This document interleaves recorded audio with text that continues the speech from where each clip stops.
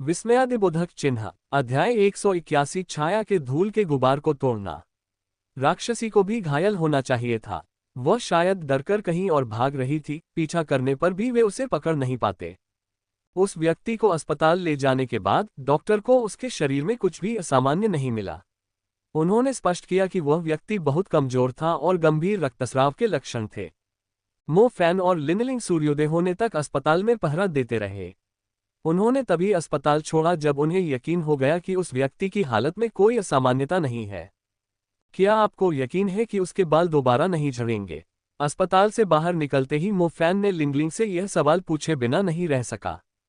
चिंता मत करो, हालांकि मैं ये पता नहीं लगा सकती कि यह किस प्रकार का प्राणी है, लेकिन मुझे यकीन है कि ये दिन के समय दिखाई नहीं देगा, लिंगलिंग ने कहा। आखिर वह है क्या, इंसान है या कोई जादुई जानवर? मो फैन को समझ नहीं आ रहा था कि आगे क्या करे। अगर उसने कहा कि वह एक दानव था, तो अस्पताल में भर्ती वह व्यक्ति वास्तव में एक सामान्य इंसान से अलग नहीं था। उसे इंसान कहते हुए मो फैन ने खुद देखा था कि वह अपनी मानवीय त्वचा को उतारकर एक भयंकर प्राणी में बदल गया था। मुझे घर वापस जाकर शोध करना होगा। हालांकि हमारे आयोग का काम पूरा माना जा सकता है। बाकी के छोटे मोटे काम सिटी हंटर स्क्वाड पर छोड़े जा सकते हैं, लिंगलिंग ने कहा। लिंगलिंग के बोलने के तरीके से ऐसा लग रहा था मानो सिटी हंटर स्क्वाड उनके अधीन हो। इससे मो फैन को लगा कि एक आदरणीय शिकारी का अधिकार वाकई बहुत मायने रखता है। चिंता मत करो, मैं पहले स्कूल वापस जाता हूँ। क्या सिटी हंटर स्क्वाड बच्चे का ख्याल रखेगा? मो फैन ने अपने बगल में अंगूठा चूस रहे छोटे लड़के की ओर देखा। ये बच्चा मो फैन से डरा हुआ लग रहा था। उसे लगा कि मो फैन उसे इमारत से एक और मुफ्त बंजी जंप कराने वाला है। मो फैन को देखते ही उसकी आंखों में आंसू भर आए। हाँ, आप पहले स्कूल वापस जा सकती हैं। जब वो आदमी हमें कमीशन भेज देगा तो हम आपको उसका आधा हिस्सा दे देंगे। लिंगलिंग ने भी ज्यादा कुछ नहीं कहा। देखने में तो वो प्यारी लग रही थी, लेकिन जैसे ही उसने अपने मोटे काले चश्मे को ऊपर किया, वो अचानक बूढ़ी और थकी हुई सी लगने लगी। मो फैन भोर होते ही स्कूल लौट आया। वह इतना थका हुआ था कि लेटते ही सो गया। उसने उन भयानक राक्षसों के साथ हुए युद्धों के बारे में सोचा तक नहीं। अगर मो फैन का सामना अतीत में इस तरह के जादुई राक्षस से हुआ होता तो वह निश्चित रूप से अब अनिद्रा का शिकार होता। बो सिटी के हंटर स्क्वाड में कुछ समय बिताने और बो सिटी की आपदा का अनुभव करने के बाद इस तरह की चीजें अब उसे प्रभावित नहीं कर पाती थीं। जब वह आखिरकार जागा तो दिन ढल चुका था। अगर उसके पेट में गुड़गुड़ाहट न होती तो शायद वह और देर तक सो सकता था। बिस्तर से रेंगकर बाहर निकलने के बाद मो फैन भोजन कक्ष की ओर भागा। भोजन कक्ष में अब कुछ ही लोग बचे थे। विशाल भोजन कक्ष में रोशनी ठंडी और उदास थी। वहां केवल मो फैन ही बैठा अपना खाना जल्दी जल्दी खा रहा था। पेट भरा हुआ महसूस करना कितना अच्छा लगता है। जोर से डकार लेने के बाद मो फैन बहुत संतुष्ट महसूस करते हुए भोजन कक्ष से बाहर निकल गया। क्लियर स्काई हंटर एजेंसी की कार्यकुशलता वाकई बहुत उच्च थी। मो फैन जैसे ही अपने छात्रावास लौटा, उसे 150,000 RMB के स्थानांतरण का नोटिफिकेशन मिला। यह असली पैसा था। मो फैन को थोड़ी खुशी महसूस हुई। हालांकि 10 लाख से काफी कम था, लेकिन आखिरकार उसके पास आय का एक अच्छा स्रोत था। उसे विश्वास था कि अगर वह धीरे धीरे बचत करता रहेगा तो अंततः वह स्पिरिट ग्रेड लाइटनिंग सीड खरीदने के लिए पर्याप्त धन बचा लेगा। ऐसा होने पर उसकी शक्ति में भी जबरदस्त वृद्धि होगी। कुछ दिनों बाद भी मो फैन को लिंगलिंग से कोई संदेश नहीं मिला था। मो फैन ने जाकर जांच पड़ताल नहीं की। वह शांतिपूर्वक साधना कर रहा था। उसके शैडो स्टारडस्ट में कुछ स्पष्ट परिवर्तन उभर रहे थे। काले रेशम की एक परत उसके बाहरी हिस्से को एक विकृत प्रभामंडल की तरह लपेटे हुए थी। मो फैन को ठीक वही बात याद थी जो तब हुई थी जब उसके अग्नि और बिजली तत्व मध्यवर्ती स्तर पर पहुंच रहे थे। उनकी जादुई रोशनी का उपयोग एक कोकून के रूप में किया जा रहा था। ठीक है, आज रात हम तुम्हारे साथ मिलकर सफलता हासिल करेंगे। मो फैन उत्साहित था। ऐसा लग रहा था कि उसका शैडो स्टारडस्ट आखिरकार एक महत्वपूर्ण मोड़ पर पहुंच गया है और वह उस छोटे से स्टारडस्ट को तोड़कर अपने लिए एक नई दुनिया खोल देगा। छोटे लोच पेंडेंट, अब ये तुम पर निर्भर है। मो फैन ने अपने सीने से छोटा लोच पेंडेंट निकाला और आशीर्वाद मांगने से पहले उसे चूमा। योजक चिन्ह, योजक चिन्ह, योजक चिन्ह, योजक चिन्ह, योजक चिन्ह, योजक चिन्ह। बैठने के लिए एक शांत जगह ढूंढने के बाद मो फैन ने अपनी आध्यात्मिक दुनिया में प्रवेश किया और छाया तत्व की साधना बाधा पर हमला करना शुरू कर दिया। अपने पिछले अनुभवों के बाद मो फैन को यहाँ क्या आवश्यक था इसकी बेहतर समझ थी, और वह समझ गया था कि इसे एक ही बार में सब कुछ करना क्या कहते हैं। मो फैन पहले की तरह अपनी मानसिक ऊर्जा व्यर्थ नहीं करना चाहता था। इसके बजाय उसने पहले सामान्य रूप से ध्यान किया ताकि वह अपनी सर्वोत्तम अवस्था तक पहुंच सके। उसने कुछ भी करने की कोशिश नहीं की क्योंकि यह उसकी मानसिक ऊर्जा की व्यर्थता होती। एक जादूगर की मानसिक ऊर्जा सीमित होती है। उसकी साधना शक्ति पर हमला करते समय थोड़ी सी भी ऊर्जा बर्बाद करना घातक पराजय का कारण बन सकता है। उनके आध्यात्मिक जगत में एक विशाल ज्वार सा उभर आया। फिर एक समुद्र तट सामने आया। साल भर समुद्र से ढकी रहने वाली कीचड़ वाली रेत भी दिखाई दी। पहली नजर में ये सचमुच कीचड़ वाली जमीन थी, मानो समुद्र इस क्षेत्र से पीछे हट गया हो। चूंकि एक बड़ी सुनामी आ रही थी, इसलिए सामान्य ज्वार का स्तर कम होना चाहिए था। ज्वार का कम होना सुनामी के कारण नहीं था, बल्कि एक बड़े अपशगुन के हमले के कारण था। मो फैन इस समय अपनी शक्ति का संचय और परिष्करण कर रहा था। उसने अपने इरादे को एक भयंकर प्रचंड सुनामी में बदल दिया। वह अपने सामने मौजूद साधना अवरोध को तोड़ना चाहता था, वह और भी बड़े क्षेत्र पर कब्जा करना चाहता था। आओ मेरे लिए रास्ता बनाओ, मो फैन ने मन ही मन पुकारा। पल भर में उसकी मानसिक ऊर्जा एक प्रचंड लहर में बदल गई। बिना किसी झिझक के उसने उस साधना बांध पर हमला कर दिया जिसने उसकी साधना को रोक रखा था। उसका इरादा बेहद प्रभावशाली और उग्र था। एक मध्यम स्तर के जादूगर के रूप में मो फैन का इरादा पहले से ही दूसरों की तुलना में कहीं अधिक मजबूत था। इस बार उसने निश्चित रूप से अतीत में उस सबक से जो सीखा था उसका उपयोग किया। ऊर्जा के अत्यधिक प्रवाह का उपयोग करना ही स्टारडस्ट को भेदने का सटीक तरीका था। कम से कम मो फैन को यही लगता था कि वह शैडो स्टारडस्ट के प्रति नरमी नहीं बरत सकता। जैसा कि उम्मीद थी, शैडो स्टारडस्ट ने शुरुआत में थोड़ा प्रतिरोध दिखाया और यहां तक कि एक मानसिक हमले को वापस उसी पर पलट दिया। असल बात तो यह है कि मो फैन को इस तरह के मानसिक हमले का अंदाजा कैसे नहीं था। पहले जब वह बिल्कुल भी ताकतवर नहीं था, तब भी वह दांत पीसकर इसे सह लेता था। ऐसे मानसिक हमले के बारे में जानते हुए भी उससे डरने की क्या जरूरत थी। मो फैन के पास अब दो नेबुला थे। एक स्टारडस्ट द्वारा किया गया मानसिक हमला उसकी वास्तविक शक्ति के सामने कुछ भी नहीं था। कुछ देर तक इसे सहन करने के बाद मो फैन ने उस विस्फोट का उपयोग शैडो स्टारडस्ट के बांध को तोड़ने के लिए किया और वह लगभग टूट ही गया। स्टारडस्ट के चारों ओर आधी रात के स्टार हेलो में दरारें पड़ रही थीं। टूटने के बाद उसे स्पष्ट रूप से महसूस हुआ कि नया छाया तत्व एक ऐसा दानव था जो और भी बड़ा क्षेत्र हासिल करना चाहता था। इसने अपने आसपास की हर चीज को तेजी से निगल लिया और उसे अपने कब्जे में एक क्षेत्र में समेट लिया। धूल के छोटे से क्षेत्र में अब नए छाया तत्व की ऊर्जा समाहित नहीं हो पा रही थी। ये फैल गया, घूमने लगा, जगह घेरने लगा और जल्दी ही एक नेबुला के गुच्छे में बदल गया। यह विशाल अंतरिक्ष में खिलते हुए एक खूबसूरत काले गुलाब की तरह लग रहा था। शैडो नेबुला, मो फैन ने उत्साह से चिल्लाते हुए कहा, वाह, मेरा एक और तत्व मध्यवर्ती स्तर पर पहुंच गया। मो फैन स्वाभाविक रूप से खुश था। एक और सफलता मिलने का मतलब था एक और मध्यवर्ती अवधि।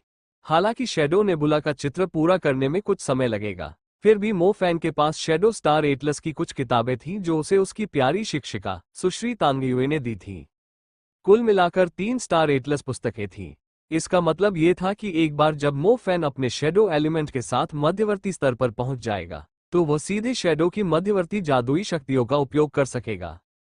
आग का विस्फोट, उग्र मुट्ठी, बिजली गिरना, थंडरबोल्ट, परछाई से बचते हुए विशालकाय शैडोनेल, आयामी आह्वान। अब वो 7 अलग अलग जादुओं का स्वामी बन चुका था। भला कौन मुझसे, महान मो फैन से पंगा ले सकता है? लगता है मेरी तरक्की के लिए लड़ाइयां जरूरी है। बहुत समय बीत गया और मैं अपने शैडो एलिमेंट के स्टारडस्ट को अगले स्तर तक पहुंचाने के आसपास भी नहीं था। लेकिन सिर्फ 2 राक्षसों से लड़कर ही मैं अब नेबुला स्तर पर पहुंच गया हूं, मो फैन ने मन ही मन कहा। बिना व्यवहारिक अनुभव के साधना करना आखिरकार बहुत प्रभावी नहीं था। इस समय मो फैन को लगा कि उसे और अधिक लड़ाइयों में भाग लेना शुरू कर देना चाहिए। जब मो फैन हॉस्टल वापस लौटा तो वह ये देखकर काफी हैरान रह गया कि उसके दोनों रूममेट कमरे में मौजूद थे। आमतौर पर इस समय झाओ मान्यान किसी के साथ डेट पर गया होता। वो पूरी रात अकेले रहकर अपने हाथों से खुद को संतुष्ट करने के लिए तैयार नहीं था। झांग पिंगू हमेशा बाहर जाया करता था। वो बहुत ही मिलनसार व्यक्ति था और जब छात्रावास में कोई नहीं होता था तो वो गपशप करने के लिए दूसरे छात्रावासों में चला जाता था। मो फैन अगर तुम जल्दी नहीं आए तो हम पुलिस को बुलाने ही वाले थे। मो फैन को कमरे में आते देख राहत महसूस करते हुए झांग पिंगू ने कहा। क्या, मैं तो निजी तौर पर खेती कर रहा था, हैरान मो फैन ने कहा। बस करो और ज्यादा घबराहट मत फैलाओ, जाओ और खेती करो, झाओ मान्यान ने अधीरता से कहा। झाओ मान्यान की बातें सुनकर झांग पिंगू ने अजीब सी मुस्कान बिखेरी और अपना मुंह बंद कर लिया। दूसरी ओर, हालांकि मो फैन को दोनों की बातचीत समझ में नहीं आ रही थी, फिर भी उसने सोचा कि इस मामले पर ज्यादा सोचने की जरूरत नहीं है। आराम करने ही वाला था कि तभी उसका फोन बज उठा। फैन मो, एक बेहद प्यारी और मासूम सी आवाज उसके कान में गूंजी।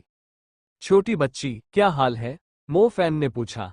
मैंने राक्षस द्वारा उतारी गई त्वचा पर मौजूद रक्त के नमूने पर कुछ शोध किया है और उस रक्त का उपयोग करके एक तरह का ट्रैकर बनाया है, लिंग लिंग ने कहा। उफ, तुम्हें ये करना भी आता है? आश्चर्यचकित मो फैन ने पूछा, जिसने कभी सोचा भी नहीं था कि यह छोटी बच्ची इतनी प्रतिभाशाली होगी। तुम अभी कहाँ हो? मैं तुम्हें ढूंढने आती हूँ। पति ने कहा है कि अगर तुम उसकी पत्नी को बचा लो तो वह हमें कुल 1 मिलियन RMB देगा। पैसा पहले ही जमा हो चुका है, लिंग लिंग ने कहा। 1 मिलियन? मो फैन ने चौंक कर दोहराया। यह आदमी हद से ज्यादा दरियादिल था, लेकिन जब मो फैन ने इस बारे में सोचा तो उसे लगा कि यह मामला उसके परिवार की जान से जुड़ा है और वह आदमी शायद 10 लाख से भी ज्यादा रकम चुका देगा। आखिरकार, अगर उनकी जान ही ले ली जाए तो पैसा रखने का क्या फायदा? क्या आप संस्थान में हैं? मैं यहीं पास में हूँ, इसलिए मैं अभी आपके पास आ रही हूँ, लिंग लिंग ने कहा। ठीक है। मो फैन की मुलाकात लिंग लिंग से हॉस्टल के भूतल पर हुई। लिंग लिंग पर्ल इंस्टीट्यूशन से काफी परिचित लग रही थी। फिर वो उसे एक पेय पदार्थ की दुकान पर ले गया और उसके लिए स्ट्रॉबेरी मिल्क टी का 1 कप खरीदा।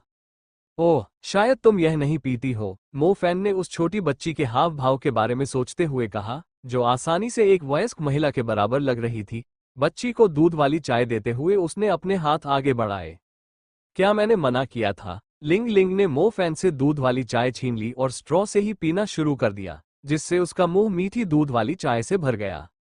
शायद लिंग लिंग ने महसूस किया कि उसके हाव भाव सभ्य महिलाओं जैसे नहीं थे और उसने तुरंत विषय बदल दिया। आज इतने कम लोग क्यों हैं? छुट्टियां हैं, बिल्कुल। छात्र या तो घर चले गए हैं या छुट्टी पर गए हैं और मुझे लगता है कि शिक्षक भी अब यहाँ नहीं है, मो फैन ने जवाब दिया। ठीक है, चलो इस बारे में बात नहीं करते। मैं तुम्हें दिखाती हूँ कि मैंने क्या बनाया है, लिंग लिंग ने मो फैन के ठीक सामने अपना लैपटॉप रखते हुए कहा।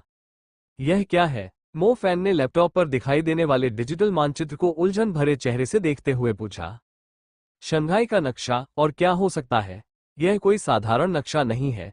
जैसे ही मैं दानव का डेटा डालूंगी, उसकी स्थिति तुरंत इस नक्शे पर अंकित हो जाएगी और उसके पास छिपने का कोई रास्ता नहीं रहेगा। चाहे कोई भी गली हो या शंघाई के नीचे की सुरंगें, हम उसे तुरंत ढूंढ लेंगे, लिंग लिंग ने गर्व से अपना छोटा सा सिर उठाते हुए कहा। उस क्षण वो बिल्कुल एक ऐसी बच्ची की तरह लग रही थी जो अपनी नई पोशाक दिखा रही हो। तुम वाकई बहुत होशियार हो। इतनी हाईटेक चीज बना पाने की काबिलियत, मो फैन ने दिल से उसकी तारीफ की। बेशक, मैं एक वरिष्ठ शिकारी हूँ। मैं वास्तविक युद्ध में अच्छी नहीं हूँ, लेकिन टीम का समर्थन करने में मुझसे बेहतर कोई नहीं हो सकता, लिंग लिंग ने मुस्कुराते हुए कहा। तो चलिए शुरू करें। 10 लाख? मैंने अपनी पूरी जिंदगी में इतना पैसा कभी नहीं देखा, मो फैन ने उत्साह से कहा। बेशक, विश्वविद्यालय द्वारा दिए गए पुरस्कार के अलावा। पैसा, पैसा और ढेर सारा पैसा। मो फैन पैसों की सख्त कमी से जूझ रहा था और हालांकि यह मिशन काफी मुश्किल था, लेकिन अगर ये 10 लाख डॉलर के लिए होता तो। लिंग लिंग ने सिर हिलाया और एक USB निकालकर अपने लैपटॉप में लगा दी। कुछ ही देर में स्क्रीन पर कुछ दिखाई दिया, मानो उसे सक्रिय कर दिया गया हो। मो फैन ने डिजिटल मानचित्र को ध्यान से देखा और दानव की स्थिति के प्रकट होने की प्रतीक्षा की। प्रतीक्षा करते हुए मो फैन ने पूछा, ये राक्षस कौन है? ये एक पल में इंसान और अगले ही पल में राक्षस क्यों बन जाते हैं? सच कहें तो उन्हें इंसान होना चाहिए, लेकिन शायद वे किसी तरह के परजीवी दानव से ग्रसित हैं।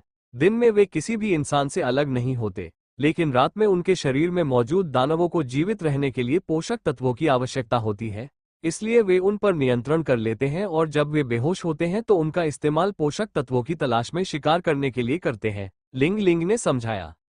इसमें कोई आश्चर्य की बात नहीं। जब मैंने पहले उस पुरुष दानव को मारा था तो वह एक सामान्य मनुष्य में परिवर्तित हो गया था।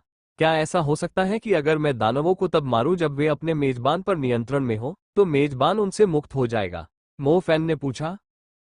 लगता तो यही है। मैंने हंटर स्क्वाड्रन के लोगों को पति पर नजर रखने के लिए कहा था और इस दौरान पति दोबारा दानव नहीं बना। आपने जो किया शायद काम कर गया। चलिए देखते हैं कि वो दानव महिला कहाँ गई, लिंग लिंग ने कहा। मो फैन उस लाल बिंदु को खोजने लगा जो उस दानव के स्थान को दर्शाता था जिसके बारे में लिंग लिंग बात कर रही थी। तो फिर वो काला बिंदु क्या है? ये हमारी लोकेशन है। वो रहा लाल बिंदु है। यह क्या है? लिंग लिंग ने हैरानी से कहा। मो फैन भी हकलाने लगा क्योंकि उसे समझ नहीं आ रहा था कि क्या हो रहा है। डिजिटल मानचित्र पर बहुत सारे लाल बिंदु थे। ये लाल बिंदु एक दूसरे से ज्यादा दूर नहीं थे और उन दोनों के चारों ओर फैले हुए थे। लिंग लिंग, क्या तुम्हारा ट्रैकर खराब हो गया है? तुमने तो कहा था कि ये दानव का पता लगा सकता है। इतने सारे लाल बिंदु कैसे आ गए? कहीं ऐसा तो नहीं कि ये दानव अभी भी अपने कई क्लोन बना सकता है? मो फैन ने अपनी हंसी रोकने की कोशिश करते हुए पूछा। लिंग लिंग, जो खुद भी भ्रमित थी, ने एक पल के लिए सोचा कि शायद उसका ट्रैकर खराब हो गया है क्योंकि इतने सारे लाल बिंदु दिखाई दिए थे। असंभव, मेरा ये ट्रैकर बिल्कुल ठीक से काम कर रहा है।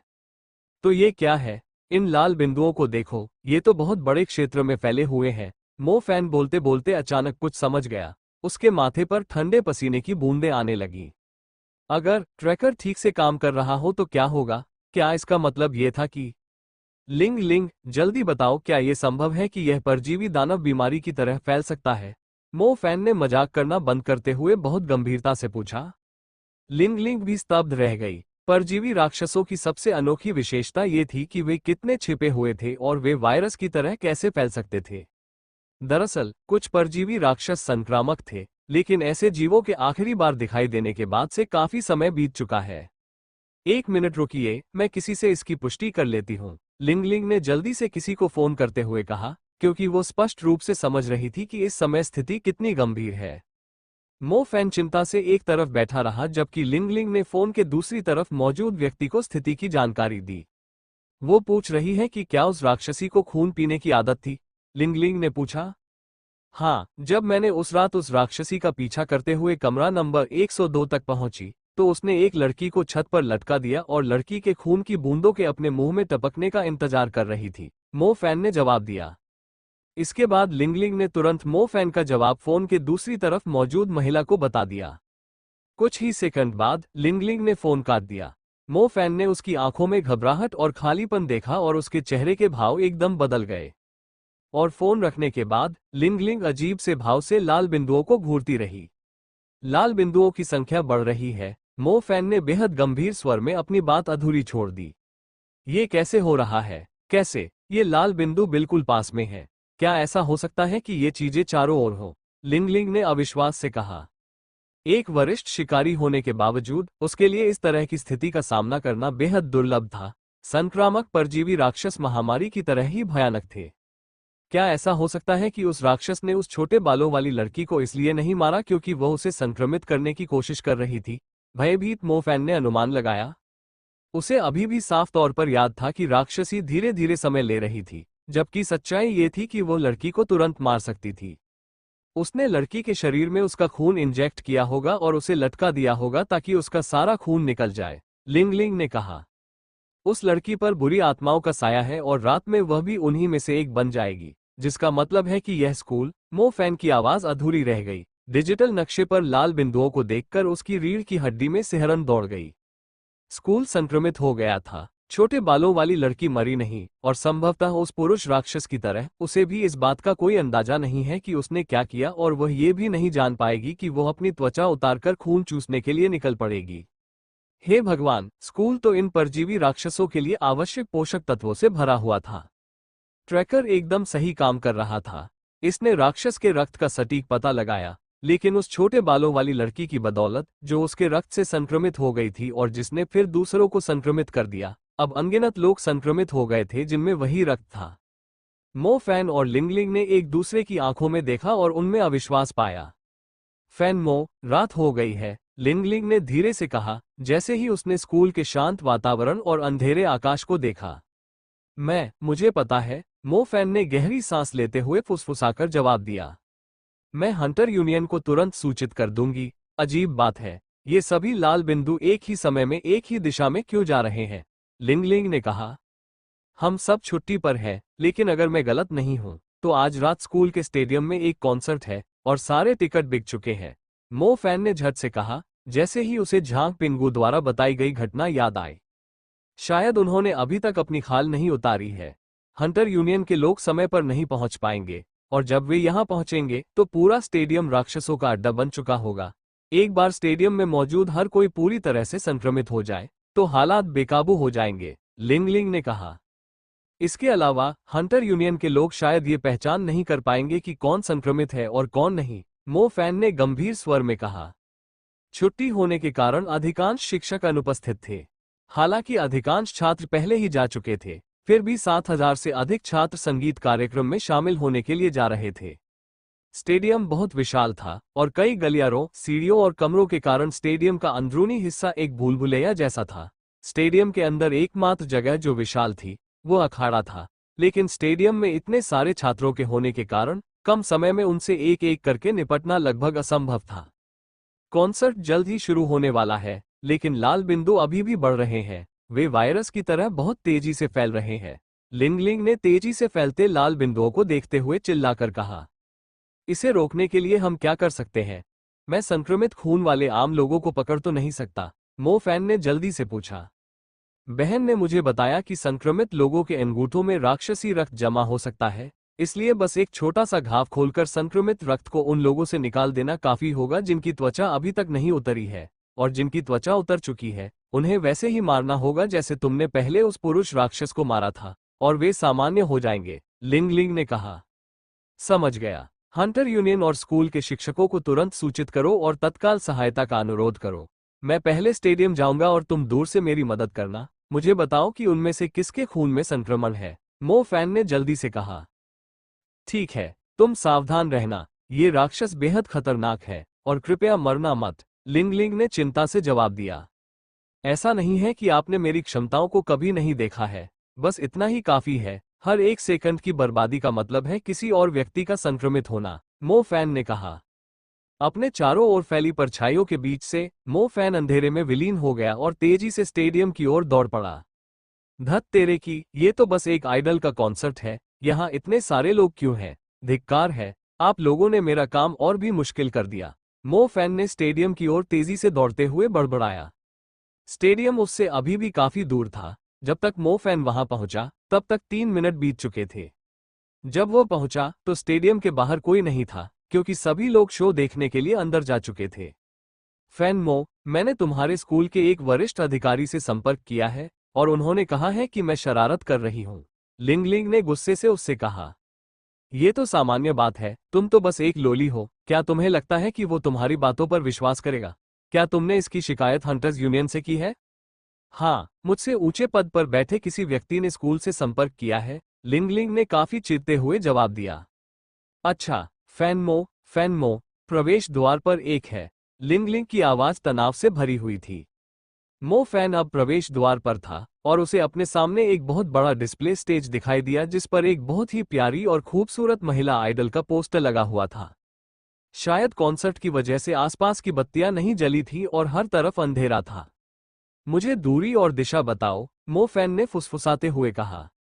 सीधे जाओ, लगभग 10 मीटर, यहाँ कुछ नहीं है, क्या आप निश्चित हैं? मेरे नक्शे पर काला और लाल बिंदु पहले ही आपस में मिल चुके हैं, फिर भी आपको कुछ नहीं दिख रहा, लिंग लिंग ने घबराकर पूछा। नहीं, मुझे कुछ नहीं दिख रहा। अरे यार, ये तो छत पर है। स्कूल के बाहर लिंग लिंग का दिल तेजी से धड़कने लगा। उसे पता नहीं था कि क्या हुआ, लेकिन वो अपने हेडफोन के जरिए खड़खड़ाहट की आवाजें सुन सकती थी।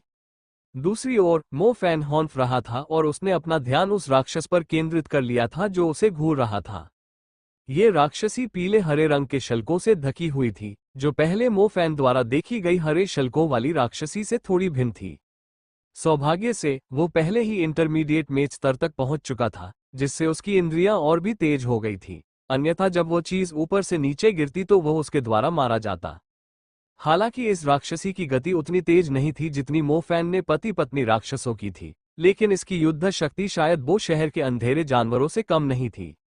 डार्क बीस्ट्स की तरह इस राक्षसी में भी फुर्ती और नुकीले पंजे थे। राक्षसी ने मो फैन को अपने पंजों से हल्का सा छूकर ही उसके कंधों पर घाव कर दिया। लेकिन शुक्र है कि घाव गहरा नहीं था, वरना वो खून बहने से मर जाता। आओ, इधर आओ, छोटे बदमाश, दिखाओ कि तुम्हारे पास क्या है। मो फैन ने सीढ़ियों के पास खड़े होकर ताना मारा। मानो वह इंसानी भाषा समझ सकती हो। पीले हरे रंग की राक्षसी चीखती हुई उसकी ओर झपटी। जैसे जैसे वो उसकी ओर बढ़ता गया, वो अपनी स्थिति बदलने के लिए इलाके का उपयोग करता रहा और मो फैन के हमले की दिशा को बाधित करने का प्रयास करता रहा। यह व्यर्थ है। अगर यह पुराना मो फैन होता तो उसे इससे निपटने में काफी मुश्किल हो रही होती। हालांकि अब एक इंटरमीडिएट मैच होने के नाते वह प्राथमिक स्तर के मंत्रों का तुरंत प्रयोग कर सकता था। अब उसे केवल हमले के अवसर की प्रतीक्षा करनी थी। हिस्सस, राक्षसी उछल पड़ी और मो फैन का गला नोचने लगी। मो फैन ने तुरंत बचाव किया और उसके हमले से बचते हुए आगे बढ़ा, और जैसे ही वह हिला, उसके दाहिने हाथ में गुस्से से भरी बिजली की चिंगारियां बनती हुई दिखाई दी।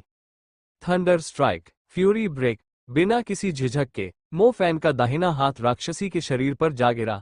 अनगिनत बिजली के सर्प उसके चारों ओर लिपट गए। सर्पों ने राक्षसी को बिजली से धक लिया और उसके शरीर में घुसकर उसकी मांसपेशियों को लकवाग्रस्त कर दिया। गुलाब की ज्वाला, प्रज्वलित करो, आग का विस्फोट। राक्षसी के जमीन पर गिरने के तुरंत बाद मो फैन के बाएं हाथ पर गुलाबी रंग की आग प्रकट हुई। प्रचंड गुलाबी ज्वाला राक्षसी के चेहरे के ठीक सामने फट पड़ी, जिससे उसका चेहरा टुकड़े टुकड़े हो गया और वह दूर जा गिरी। विंग, विस्फोट की आवाज उसके चारों ओर गूंज उठी। विस्फोट के प्रभाव से मो फैन भी पीछे की ओर धकेल दिया गया और उसके कपड़े हवा में लहराने लगे। दूर से सावधानीपूर्वक राक्षसी को देखते हुए मो फैन ने महसूस किया कि इस चीज में अब कोई ऊर्जा नहीं बची थी। ऊपर चढ़ने की शक्ति तो दूर की बात है, रोज फ्लेम की शक्ति सचमुच अत्याचारी है। एक ही फायर बर्स्ट और रप्चर से इस राक्षस का नाश हो गया। मो फैन ने अपनी हथेली पर जल रही लपटों को बुझाते हुए हल्की सी मुस्कान बिखेरी। उस राक्षसी की शक्ति किसी काले दानव के बराबर होनी चाहिए। अगर उसका सामना अभी किसी काले दानव से हो जाए तो वो उसे बिजली की एक ही प्रहार और गुलाब ज्वाला के अग्नि विस्फोट से पल भर में मार सकता है। मो फैन जब राक्षसी के पास गया तो उसने महसूस किया कि विस्फोट के दौरान उसकी खाल टूट गई थी। कुछ ही सेकंड बाद ऊपरी परत उतर गई। उसके नीचे की खुरदरी और चिपचिपी पीली हरी त्वचा भी धीरे धीरे उतरने लगी। दरार से शरीर के तरल पदार्थ बहने लगे और कीचड़ से ढकी पीली पड़ी एक बांह धीरे धीरे बाहर निकल आई। बाल झड़ना, ये स्थिति उस व्यक्ति जैसी ही थी जो ठीक हो गया था। लिंगलिंग सही थी। जो लोग दानव में परिवर्तित हो जाते हैं वे फिर से अपनी मूल अवस्था में लौट आते हैं। मैं पानी पानी, एक लड़की जिसका पूरा शरीर बलगम से ढका हुआ था राक्षस के सड़ते हुए खोल से बाहर निकली। लड़की का चेहरा बेहद पीला पड़ गया था और उसके होंठ फटने ही वाले थे। उसने असहायता और घबराहट से भरी आंखों से मो फैन की ओर देखा, इस उम्मीद में कि वह उसे इस असहनीय दर्द से मुक्ति दिला सके। इस बेहद खूबसूरत लड़की को मदद के लिए अपनी स्वाभाविक प्रवृत्ति पर भरोसा करते हुए देखकर मो फैन काफी भावुक हो गया। मो फैन ने अपनी बड़ी टी शर्ट उतारी और लड़की को उसमें लपेटकर पास के एक विश्राम स्थल पर ले गया। वेंडिंग मशीन से पानी की बोतल खरीदने के बाद उसने उसे हरे रंग के बलगम से सनी हुई लड़की को दे दिया। लड़की ने बोतल को झट से पकड़ लिया और उसे जल्दी जल्दी पी गई। मो फैन ने उनमें से कुछ और खरीद लिए। जब उसने देखा कि उसकी सेहत में थोड़ा सुधार हो रहा है तो उसने कहा, यहीं रुको, मैं लोगों को बुलाकर तुम्हें अस्पताल ले जाता हूँ। मत मत जाओ। लड़की ने मो फैन को लाल आंखों से देखा। उसका शरीर अभी भी लगातार कांप रहा था। वो अभी भी बेहद डरी हुई थी। उसे पता नहीं था कि क्या हुआ था, लेकिन उसे दर्द महसूस हो रहा था। उसे एहसास हो रहा था कि उसने कुछ बेहद भयानक काम कर दिए हैं। जिस आदमी ने उसे बचाया था उसने इस मुश्किल घड़ी में उसे बहुत सुकून दिया। चिंता मत करो, बहुत जल्द लोग तुम्हारी मदद के लिए यहाँ आ जाएंगे, मो फैन ने कहा। मो फैन यहाँ ज्यादा देर रुकने की हिम्मत नहीं कर पाया और जल्दी से जिम के लिए निकल गया। फैन मो, क्या तुम ठीक हो? मैंने लाल बिंदु को गायब होते देखा। लिंगलिंग की आवाज उसके कान में सुनाई दी। बाहर जाओ और लड़की को ले आओ और उसके लिए कुछ कपड़े तैयार कर लो, मो फैन ने कहा। ठीक है। लिंगलिंग एक पल के लिए हिचकिचाई और फिर उसने कमजोर आवाज में कहा, या फिर अंदर मत जाओ। स्कूल और हंटर यूनियन के यहाँ आने और मामले को संभालने का इंतजार करो। अंदर बहुत ज्यादा खतरा है। लिंगलिंग नहीं चाहती थी कि फैन मो अनावश्यक जोखिम उठाए। अब यह मामला उनकी जिम्मेदारी नहीं थी। अंदर मौजूद लाल बिंदु लगातार बढ़ रहे थे। अगर मो फैन अंदर घुसकर घिर जाता तो संभव था कि वह भी उन्हीं में से एक बन जाता। मिशन के दौरान उन दोनों का सामना इससे हुआ था। स्कूल या तो संक्रमण को अलग थलग कर देगा या राक्षसों को पकड़ लेगा। सच तो ये था कि अगर उन्होंने इन परजीवी और संक्रामक जादुई जीवों के अस्तित्व का पता नहीं लगाया होता तो संक्रमितों की संख्या 2 या 3 गुना अधिक हो सकती थी। अब उनके पास बस इतना ही विकल्प था कि वे हंटर यूनियन और स्कूल बोर्ड को इस भयावह घटना के बारे में सूचित करें और बाकी मामलों को उन्हीं पर छोड़ दें। फैन मो लिंगलिंग को एहसास हुआ कि दूसरी तरफ सन्नाटा है, इसलिए उसने पूछना जारी रखा, मुझे अगले निकटतम लाल बिंदु तक ले चलो। दूसरी तरफ से उसकी आवाज आए, लेकिन ठीक है, आपको सावधान रहना होगा। सुनिश्चित करें कि आप निगरानी वाले क्षेत्र में ही लड़ें ताकि मैं आपकी मदद कर सकूं। लिंगलिंग ने इसके अलावा कुछ नहीं कहा। मॉनिटर के जरिए लिंगलिंग को विशाल व्यायामशाला का प्रवेश द्वार दिखाई दिया। एक बिना शर्ट पहने आदमी उसकी ओर दौड़ रहा था और वह व्यक्ति उसका साथी फैन मो ही था। किसी कारणवश लिंगलिंग को लगा कि वह किसी जादुई जानवर से बिल्कुल भी नहीं डरता। विश्राम स्थल की जानकारी लिंगलिंग के मॉनिटर पर भेजी गई। उसने देखा कि जिस लड़की को मो फैन ने बचाया था वो इस समय वेंडिंग मशीन के पास दुबकी हुई थी। उसका छोटा सा शरीर लगातार कांप रहा था और उसकी त्वचा बेहद पीली पड़ गई थी। उसने एक सस्ती सी टी शर्ट पहनी हुई थी। बड़ी टी शर्ट से लड़की की जांघें तो ढक गईं, जो खून से सनी नहीं थी, लेकिन उसकी आंखें नहीं ढकी, जो अब भी बुरे सपनों और बेबसी भरे डर से भरी हुई थी। 20 मीटर मेरे सामने एक दीवार है, यहाँ कोई दरवाजा नहीं है। मैंने जिम का ब्लूप्रिंट देखा, या तो आपको दीवार तोड़कर अंदर जाना होगा या फिर दीवार के दूसरी तरफ जाने के लिए आपको 200 मीटर का चक्कर लगाना पड़ेगा। धत तेरे की, मो फैन ने गुस्से में कहा। वो तुरंत मुड़ा और लिंगलिंग के निर्देशों के अनुसार दूसरे रास्ते से चला गया। दीवार तोड़ना मो फैन के लिए मुश्किल नहीं था। समस्या ये थी कि अगर वह ऐसा करता तो फायरी फिस्ट पूरे कमरे को तहस नहस कर देता, जिससे वह उस राक्षस से अलग नहीं रह जाता जो कमरे के अंदर हत्या कर रहा था। अगर वो अपनी पूरी ताकत लगाकर दौड़े तो 200 मीटर की दूरी तय करने में ज्यादा समय नहीं लगेगा। कलाकारों के मेकअप रूम जैसे दिखने वाले स्थान पर पहुंचने के बाद मो फैन ने दरवाजा लात मारकर खोल दिया। दरवाजा खोलते ही मो फैन ने देखा कि कमरा बेहद रोशन था। एक नज़र में ही उसने देखा कि एक लड़की प्रदर्शनकारी पोशाक पहने दीवार पर लटकी हुई है। वह पहले ही बेहोश हो चुकी थी, उसकी कलाई की नसें कटी हुई थीं, उसका खून दीवार पर बह रहा था। एक और अतृप्त राक्षसी दीवार के पास खड़ी थी और उसे लालच से चाट रही थी। इस दृश्य को भयावह के अलावा और कुछ नहीं कहा जा सकता। मो फैन ने मंच के परिधान में सजी लड़की पर एक नज़र डाली। उसका चेहरा पहले से ही बैंगनी पड़ गया था, उसकी आंखों में क्रोध भर गया था। इस तरह की परजीवी प्रक्रिया तात्कालिक मृत्यु से भी कहीं अधिक दर्दनाक थी। वह जीव व्यक्ति को लटका देता और उसका गला पकड़ लेता, फिर जब व्यक्ति होश में होता तब भी वह उसे खून बहाने पर मजबूर कर देता। पीड़ित को न केवल धीरे धीरे खून बहने की पीड़ा सहनी पड़ेगी, बल्कि उस लालची प्राणी के हाथों आध्यात्मिक यातना भी सहनी पड़ेगी। इससे पीड़ित के हृदय में गहरा आघात अवश्य रह जाएगा। मरना, मो फैन ने जरा भी संकोच नहीं किया। उसने अपने हाथ में मौजूद गुलाब की ज्वालाओं को हरे रंग की राक्षसी पर फेंक दिया।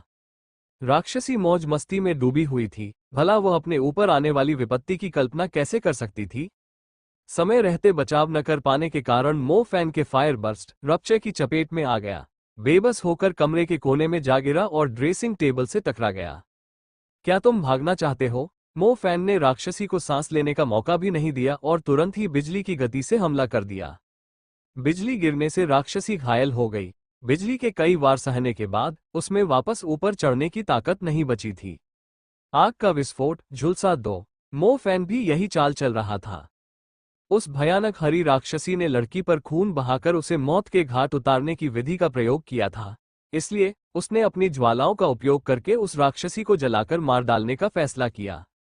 रोज फ्लेम फायर बर्स्ट स्कॉर्च का प्रभाव अपेक्षाकृत अच्छा था।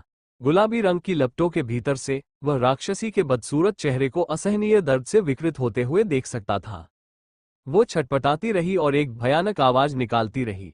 आग लगभग आधे मिनट तक जलती रही, फिर आखिरकार बुझ गई। हरी राक्षसी जलकर मर गई थी।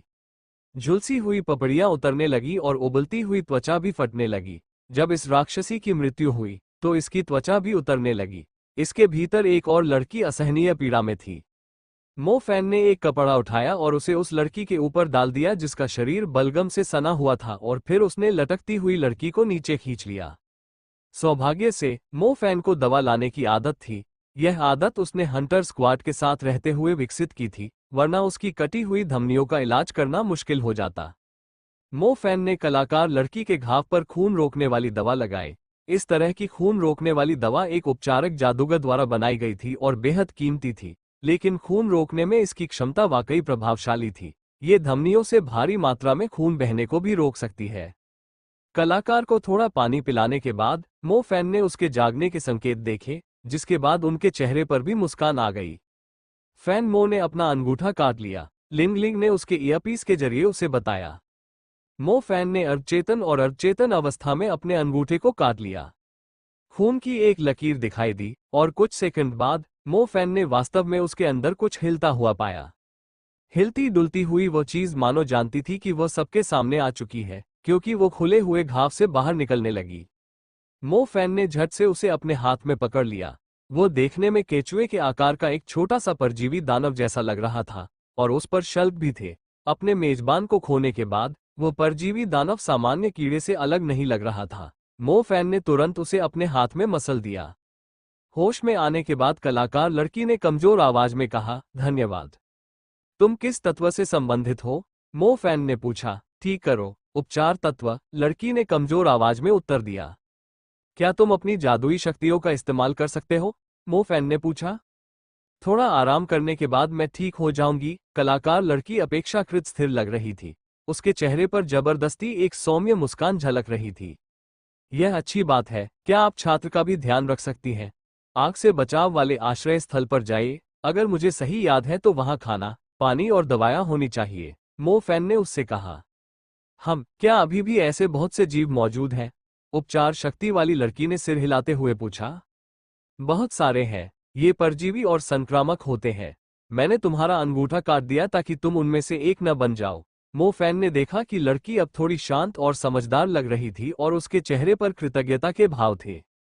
तो फिर मेरे जैसे सभी लोगों को आग से बचाव के आश्रय स्थल पर भेज दो, मैं उनका इलाज कर दूंगी, कलाकार लड़की ने ईमानदारी से कहा। ठीक है। मो फैन उन लोगों के लिए भी उदास महसूस कर रहा था जो पूरी तरह से परेशान और कमजोर थे। उसके पास उन सभी को विदा करने का समय ही नहीं था। अब उस बंद अग्नि आश्रय के अंदर एक उपचारक जादूगरनी मौजूद होगी। उसकी मदद से वह एक सुरक्षित क्षेत्र स्थापित कर सकेगा। जिन लोगों को उसने बचाया है वे सभी वहां जा सकेंगे। सौभाग्य से वहां भोजन, पानी और दवाइयां उपलब्ध है। स्कूल और हंटर यूनियन के लोगों के पहुंचने पर वे इन लोगों को उपचार के लिए बाहर ले जा सकेंगे। माफ कीजिए, क्या मैं आपका नाम पूछ सकती हूँ? मो फैन के जाने से ठीक पहले पीले चेहरे वाली उपचार शक्ति से युक्त लड़की ने पूछा। कहीं तुम्हारा नाम लीफेंग एक तो नहीं है? लड़की हंस पड़ी। उसका चेहरा थोड़ा मुरझाया हुआ लग रहा था, लेकिन वो अब भी बहुत सुंदर थी। मेरा नाम कोई मायने नहीं रखता। मो फैन मुस्कुराया और जल्दी से वहां से चला गया। ये सच था कि मो फैन का नाम कोई अच्छी बात नहीं थी। मो फैन का नाम एजियो कैंपस में एक सार्वजनिक दुश्मन के रूप में दर्ज हो चुका था। आखिरकार उसने नए छात्रों को दिए जाने वाले सभी संसाधनों को चुरा लिया था। इसलिए जब लड़की ने उसका नाम पूछा तो मो फैन हिचकिचा रहा था। हालांकि लड़की ने आगे सवाल पूछना बंद कर दिया। मो फैन के पास भी यहां बैठकर उनके साथ समय बिताने का समय नहीं था। वो जल्दी से लाल बिंदुओं के अगले स्थान की ओर दौड़ पड़ा। लिंग लिंग, लोकेशन बताओ, मो फैन ने पुकारा। दाहिनी ओर 50 मीटर, आगे की ओर 100 मीटर और पीछे बाईं ओर 130 मीटर। वे एक बड़े पैमाने पर अभियान शुरू कर रहे हैं, लिंग लिंग ने कहा। अरे यार, कितने लोगों को अगवा कर लिया गया है? आपको पता होना चाहिए कि स्कूल में छात्रावास है। अगर एक छात्रावास पर कब्जा कर लिया गया है तो पूरे छात्रावास को इसका खामियाजा भुगतना पड़ेगा। सौभाग्य से स्कूल में छुट्टियां थीं। ओह, ये संभव है कि संक्रमित लोग बाहर हों और दूसरों को संक्रमित करते रहें। अगर ऐसा है तो यह और भी मुश्किल हो जाएगा। स्कूल के बाहर कोई नहीं, ऐसा कैसे हो सकता है? क्या वे दिन के समय सामान्य लोगों की तरह नहीं होते? मो फैन ने पूछा। मेरा अनुमान है कि संक्रमित होने के बाद परजीवी दानव कीड़े उन पर अचेतन रूप से मानसिक नियंत्रण लागू कर देते हैं, जिससे वे दिन या रात के दौरान स्कूल परिसर से बाहर नहीं निकलना चाहते। इस जगह पर ऐसे कई लोग हैं जो उनकी इच्छाओं के अनुरूप हैं, लिंगलिंग ने उससे कहा। मुझे लगता है वे मेरे विश्वविद्यालय को एक कैंटीन की तरह देख रहे हैं। वे मुझ जैसे नए छात्र को बिल्कुल भी महत्व नहीं दे रहे हैं। फैनमो, ऐसा लगता है कि उन तीनों को आपकी उपस्थिति का आभास हो गया है। वे आपकी ओर बढ़ रहे हैं। ये जगह बहुत तंग है, मेरे लड़ने के तरीके के लिए ठीक नहीं है। मुझे याद है कि आगे एक इंडोर बास्केटबॉल कोर्ट है, मैं वहां जाकर उन सबको एक साथ पकड़ लूंगा। मो फैन दौड़ते हुए अपनी योजनाएं बनाते हुए उसकी ओर तेजी से बढ़ा। मो फैन बहुत तेजी से भागा, इसलिए वो लिंग लिंग के आखिरी कुछ शब्द ठीक से सुन नहीं पाया। इंडोर बास्केटबॉल कोर्ट में प्रवेश करने के बाद मो फैन ने दरवाजा खोला और कोर्ट में गेंदों के उछलने की आवाजें सुनी। वाह, यहाँ सच में लड़कियां बास्केटबॉल खेल रही है।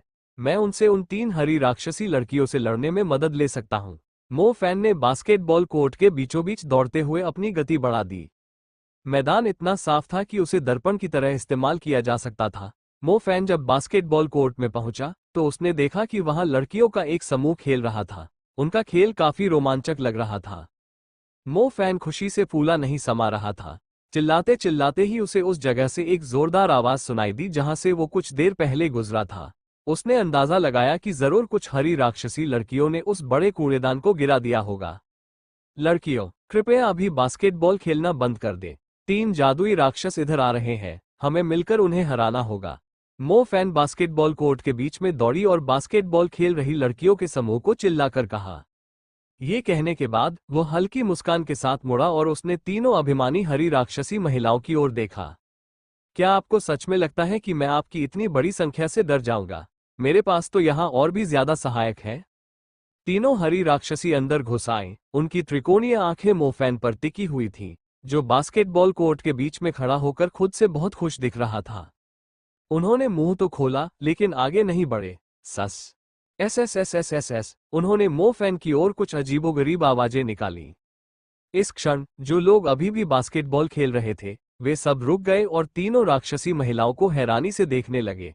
ये स्पष्ट था कि उन्होंने इस स्थान पर वास्तविक जादुई जीवों के प्रकट होने की उम्मीद नहीं की थी। हालांकि इससे पहले कि वे कुछ प्रतिक्रिया दे पाते, ऐसा लगा जैसे उन पर किसी जादू का असर हो गया हो। दर्द से कराहते हुए वे सभी अजीबोगरीब आवाजें निकालते हुए जमीन पर गिर पड़े। फैनमो, क्या मैंने तुम्हें नहीं बताया था? बास्केटबॉल कोर्ट लाल बिंदुओं से भरा हुआ है। ठीक इसी समय लिंग लिंग की आवाज सुनाई दी, जो सबसे गलत समय था। क्या ये लाल बिंदुओं से भरा हुआ है? इसका मतलब है कि जो लड़कियां मेरे बगल में बास्केटबॉल का अभ्यास कर रही है। धत तेरे की। मो फैन ने झट से पीछे मुड़ा, उसके चेहरे पर ऐसे भाव थे जिन्हें शब्दों में बयान नहीं किया जा सकता था। बास्केटबॉल खेल रही सभी लड़कियां जमीन पर गिर पड़ी। तीनों राक्षसी महिलाओं की चीखों के बीच वे दर्द से कराहते हुए अपने शरीर को मरोड़ने लगी। उनके नाखून लंबे हो गए और उन्होंने उनका इस्तेमाल अपनी कोमल त्वचा को फाड़ने के लिए किया। उनकी त्वचा फटने पर उसके नीचे हरे रंग के शल्क दिखाई देने लगे। मो फैन ये दृश्य देखकर स्तब्ध रह गया। यह एहसास ऐसा था मानो उसके सामने 2 खलनायक अचानक प्रकट हो गए हों। दृश्य इतना भयावह था कि उसकी खोपड़ी तक सुन्न हो गई थी। उनमें से हर एक को बदल दिया गया था। अभी कुछ देर पहले तक लगभग 10 नायक उन 3 राक्षसी प्राणियों को घेरे हुए थे। पलक झपकते ही सफेद मोहरे काले हो गए। मो फैन अकेला सफेद मोहरा रह गया, जो पूरी तरह से काले मोहरों से घिरा हुआ था। ये जीव बहुत जल्दी अपनी त्वचा उतार देते हैं। मो फैन के पास उनके अंगूठे काटकर देखने का समय नहीं था। यहाँ बास्केटबॉल खेलने वाले सभी लोग लड़कियां थीं। उसे पता होना चाहिए था कि उनमें से कोई एक लड़की संक्रमित हो जाएगी और फिर बाकी लड़कियों को भी संक्रमित कर देगी। उसने सोचा था कि वो छात्रों की मदद से राक्षसों से लड़ सकता है, लेकिन वे सभी अंततः उन्हीं में से एक में परिवर्तित हो गए। अगर वे सब उसके पीछे पड़ गए तो वो टुकड़े टुकड़े हो जाएगा। फैनमो, क्या तुम उनसे लड़ पाओगे? लिंगलिंग ने उसके कान में चिल्लाकर कहा। निश्चित रूप से नहीं। फिर तुम क्या करोगे? मैं पहले दौड़ूंगा। मो फैन बेवकूफ नहीं था। वो बास्केटबॉल खेलने वाली सभी लड़कियों के बाल झड़ने और राक्षसी बनने का इंतजार नहीं करने वाला था। उसने बिना किसी झिझक के ब्लड बीस्ट बूट्स को सक्रिय कर दिया। मो फैन के पैरों पर खून के रंग की रोशनी की एक परत स्पष्ट रूप से दिखाई दे रही थी। मो फैन इतनी तेजी से भागा कि उसके पीछे धुआं निकलता दिखाई दे रहा था। सौभाग्य से बास्केटबॉल कोर्ट में एक और निकास द्वार था, वरना वाकई बहुत परेशानी हो जाती। ब्लड बीस्ट बूट्स ने एक बार फिर मो फैन की जान बचाई। बास्केटबॉल कोर्ट की रोशनी बहुत तेज थी, छायादार जगह ढूंढना आसान नहीं था। अगर ब्लड बीस्ट बूट्स ना होते तो इंटरमीडिएट मैजिक का इस्तेमाल करने के बावजूद भी उसकी जान वहीं जा गिरती। इसके अलावा इंटरमीडिएट मैजिक का इस्तेमाल करने में कुछ सेकंड लग जाएंगे। जब तक वह इसे पूरा करेगा तब तक बास्केटबॉल कोर्ट पर मौजूद राक्षसी उसे निगल चुकी होंगी। मो फैन दूसरे निकास की ओर दौड़ा। वो निकास एथलीटों के लिए बना हुआ प्रतीत होता था, जो पीछे स्थित विश्राम क्षेत्र की ओर जाता था। वह रास्ता अपेक्षाकृत लंबा और सनकरा था। जैसे ही मो फैन अंदर भागा, हरी राक्षसी ने अपना केंचुल उतारना पूरा कर लिया था। वे बास्केटबॉल खिलाड़ियों की तरह नहीं, बल्कि रग्बी खिलाड़ियों की तरह सीधे अंदर घुस गई। मो फैन सीधे गलियारे के अंत तक भागा। जब उसने देखा कि हरी राक्षसी उसके पीछे अंदर आ गई है, तो उसके चेहरे पर मुस्कान खिल उठी। अच्छा, मैं इन्हें एक ही बार में खत्म कर दूंगा। मो फैन ने इन लालची लेकिन स्पष्ट रूप से मूर्ख हरी राक्षसी महिलाओं को देखते हुए पागलों जैसी मुस्कान बिखेरी। गुलाब की ज्वाला, अग्नि पंच, विस्फोटित आकाश। उसका शरीर पल भर में मनमोहक गुलाबी लपटों से घिर गया। मो फैन एक जलती हुई मशाल में बदल गया था, जिसके चारों ओर की लपटों से अत्यधिक गर्मी निकल रही थी। जोर से चिल्लाने के बाद फायरी पंच की सारी शक्ति उसके दाहिने हाथ में समा गई। 1, 2, 3, 4, 5, मेरे लिए जान दे दो। मो फैन ने भयंकर प्रहार करते हुए अग्नि पंच मारा। अंधेरा सा दिखने वाला वह मार्ग पल भर में गुलाबी लपटों से भर गया। जैसे ही विशालकाय अग्नि मुक्का फूटा, ऐसा लगा मानो पूरा मार्ग ढह जाएगा। सबसे आगे खड़ी दोनों राक्षसनियां चीख चीख कर आग की लपटों में घिर गईं। वे कोशिश करने पर भी इससे बच नहीं सकी। मो फैन ने फायरी फिस्ट की शक्ति को थोड़ा कम कर दिया था, अन्यथा सामने की दोनों राक्षसी गर्मी से राख में बदल जाती। अग्नि मुट्ठी की शक्ति इतनी तीव्र थी कि मार्ग में प्रवेश करने वाली सभी 5 राक्षसी स्त्रियां झुलसकर काली पड़ गईं और दूर जा गिरीं। पूरा बास्केटबॉल कोर्ट रोशन हो गया था और उसमें लगे मजबूत शीशे में दरारें दिखाई दे रही थीं। भूकंप के बाद की गड़गड़ाहट की आवाज अंदर गूंज रही थी। अद्भुत, लिंग लिंग ने कहा। वो इस घटनाक्रम से स्पष्ट रूप से प्रसन्न थी। तुमने क्या कहा? मो फैन के कान अभी भी बज रहे थे। वो लिंगलिंग की बात सुन नहीं पा रहा था। इस प्रचंड मुट्ठी ने सीधे 5 हरी राक्षसी स्त्रियों को उड़ा दिया था। इसकी आक्रमण शक्ति स्वाभाविक रूप से मध्यवर्ती मंत्रों में सबसे अधिक थी। दरअसल 2 और राक्षसी थी जो उस मार्ग में प्रवेश नहीं कर पाई थी, लेकिन अग्नि मुट्ठी की शक्ति इतनी प्रचंड थी कि उसने न केवल मार्ग को नष्ट कर दिया, बल्कि गलियारे से निकलते हुए एक विशाल अग्नि तरंग में परिवर्तित हो गई। उसने उन दोनों राक्षसी को भी अपनी चपेट में ले लिया और उन्हें भी झुलसाकर काला कर दिया। इन हरी राक्षसी स्त्रियों की शक्ति और बुद्धिमत्ता निश्चित रूप से उन 2 स्त्रियों के बराबर नहीं है जिनसे हम उस निजी उद्यान में मिले थे। विशेष रूप से पत्नी से निकली राक्षसी, वह न केवल तेज थी, बल्कि अविश्वसनीय रूप से चालाक भी थी। लिंगलिंग ने मो फैन से जोर से कहा। ये ज्यादा से ज्यादा मिनियन क्लास के हैं। अगर ये और ज्यादा होते, तो मैं भी कुछ नहीं कर पाता। पहले तो हालात वाकई बहुत खतरनाक थे। मो फैन ने शांत भाव से जवाब दिया। इन हरे राक्षसों को डर का नामोनिशान नहीं था। मो फैन की अग्नि मुट्ठी की ताकत देखने के बाद कोई भी आम जादुई जीव दुम दबाकर बहुत पहले ही भाग गया होता। शेष 6 राक्षसी महिलाओं ने जादू करने के बाद मो फैन को आराम करते हुए देखा और बुरी तरह जले हुए रास्ते से मो फैन की ओर बढ़ने लगी। इन 6 राक्षसों को देखने के बाद मो फैन के पास वहां रुकने का मूड कैसे हो सकता था। वो तुरंत भाग गया। ब्लड बीस्ट बूट्स थोड़ी देर और चल पाए। मो फैन की दौड़ने की गति राक्षसों की तुलना में कई गुना तेज थी, इसलिए उसने जल्दी से उन्हें उतार फेंका। जिम की दूसरी मंजिल पर एक अनोखे आकार का कमरा था। सुनहरे बालों वाले एक युवक ने एक लड़की को धीरे से दीवार की ओर धकेल दिया। लड़की का चेहरा लाल हो गया था। ऐसा लग रहा था मानो वह अपनी इच्छाओं को रोक नहीं पा रही हो। उसने एक हल्की सी आह भरी। अगर लोग यहाँ आ गए तो हमारी तो वोट लग जाएगी, अंडाकार चेहरे वाली लड़की ने फुसफुसाते हुए कहा। वे नहीं आएंगे, ज्यादातर लोग नाटक देख रहे हैं। हम इसे जल्दी खत्म कर लेंगे, गोरे आदमी ने मुस्कुराते हुए जवाब दिया। उस आदमी ने उसे पहले ही दीवार की ओर धकेल दिया था। वो उसकी गर्दन को चूम रहा था और धीरे धीरे उसके गले के अंदरूनी हिस्से की ओर बढ़ रहा था। लड़की ने अपने रसीले होठों और गहरी आंखों से सुनहरे बालों वाले आदमी के बालों को पकड़ लिया। जब वह अपनी सुखदायक इच्छा को रोक रही कमीज को उतारने ही वाली थी कि शल्कों से ढका एक हरे रंग का जीव खिड़की से धीरे धीरे कमरे में रेंगता हुआ आ गया। वहां एक राक्षस है। अंडाकार चेहरे वाली लड़की इतनी डर गई कि उसका चेहरा पीला पड़ गया। उस गोरे आदमी ने धूर्तता से हंसते हुए कहा, हाँ, बिल्कुल सही। मैं एक राक्षस हूं जो तुम्हें खा जाएगा। ये कहने के बाद उस गोरे आदमी ने लड़की के होठों को एक बार फिर चूमा। अंडाकार चेहरे वाली लड़की की आंखें चौड़ी हो गई जब उसने हरे रंग के उस जीव को मकड़ी की तरह छत पर चढ़ते हुए और धीरे धीरे उनकी ओर आते हुए देखा। ससस हरी राक्षसी ऊपर से नीचे कूदी और नुकीले दांतों से भरे अपने खुले जबड़ों से उस आदमी के गले को काटने लगी। प्रकाश का आवरण, पवित्र ढाल। जैसे ही हरी राक्षसी सफल होने ही वाली थी, तभी अचानक सुनहरे बालों वाला आदमी मुड़ गया। उसका शरीर अचानक एक सुनहरी आभा से ढक गया जो तेजी से फैल रही थी। सुनहरी किरण एक चमकदार, सुनहरी चाप में बदल गई। चाप तुरंत फैल गई और सुनहरे बालों वाले आदमी और अंडाकार चेहरे वाली लड़की को अपने घेरे में ले लिया। जैसे ही सुनहरे चाप ने अपने धातुई किनारों को फैलाया, उस पर संस्कृत मंत्र अंकित हो गए। ये प्रकाश से भरी एक पवित्र ढाल की तरह बन गया, जो उन दोनों की मजबूती से रक्षा कर रहा था। हरी राक्षसी का सिर सीधे पवित्र ढाल की सतह से टकराया, जिससे वो अचेत होकर इधर उधर गिर पड़ी। लाइट कवर, होली शील्ड में मानो जलने की शक्ति थी। हरी राक्षसी की त्वचा, जहां उसने ढाल पर प्रहार किया था, पूरी तरह से जल गई थी। ऐसा लग रहा था जैसे कोई दुष्ट पिशाच पवित्र जल के संपर्क में आ गया हो। तुमने इस पापा का मजा किरकिरा कर दिया, गोरे आदमी ने ठंडे स्वर में कहा और उस हरी राक्षसी को घूरकर देखा जो दर्द से कराह रही थी और अपने चेहरे को नोचते हुए छटपटा रही थी। पवित्र ढाल से निकलने वाली जलन आग की लपटों की गर्मी जैसी नहीं थी, बल्कि पवित्र शुद्धि से प्राप्त होने वाली पवित्रता थी। यह अंधकार के प्राणियों और अत्यंत दुष्ट प्राणियों के विरुद्ध अत्यंत प्रभावी थी। उस हरी राक्षसी पर किसी भी प्रकार का ऐसा जादू नहीं हुआ जिससे उसकी मृत्यु हो सके।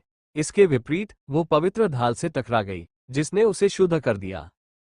उसका चेहरा पूरी तरह से जल चुका था और रोशनी उसके गले तक फैल गई थी, जिसके बाद उसके बाकी शरीर पर भी फैल गई।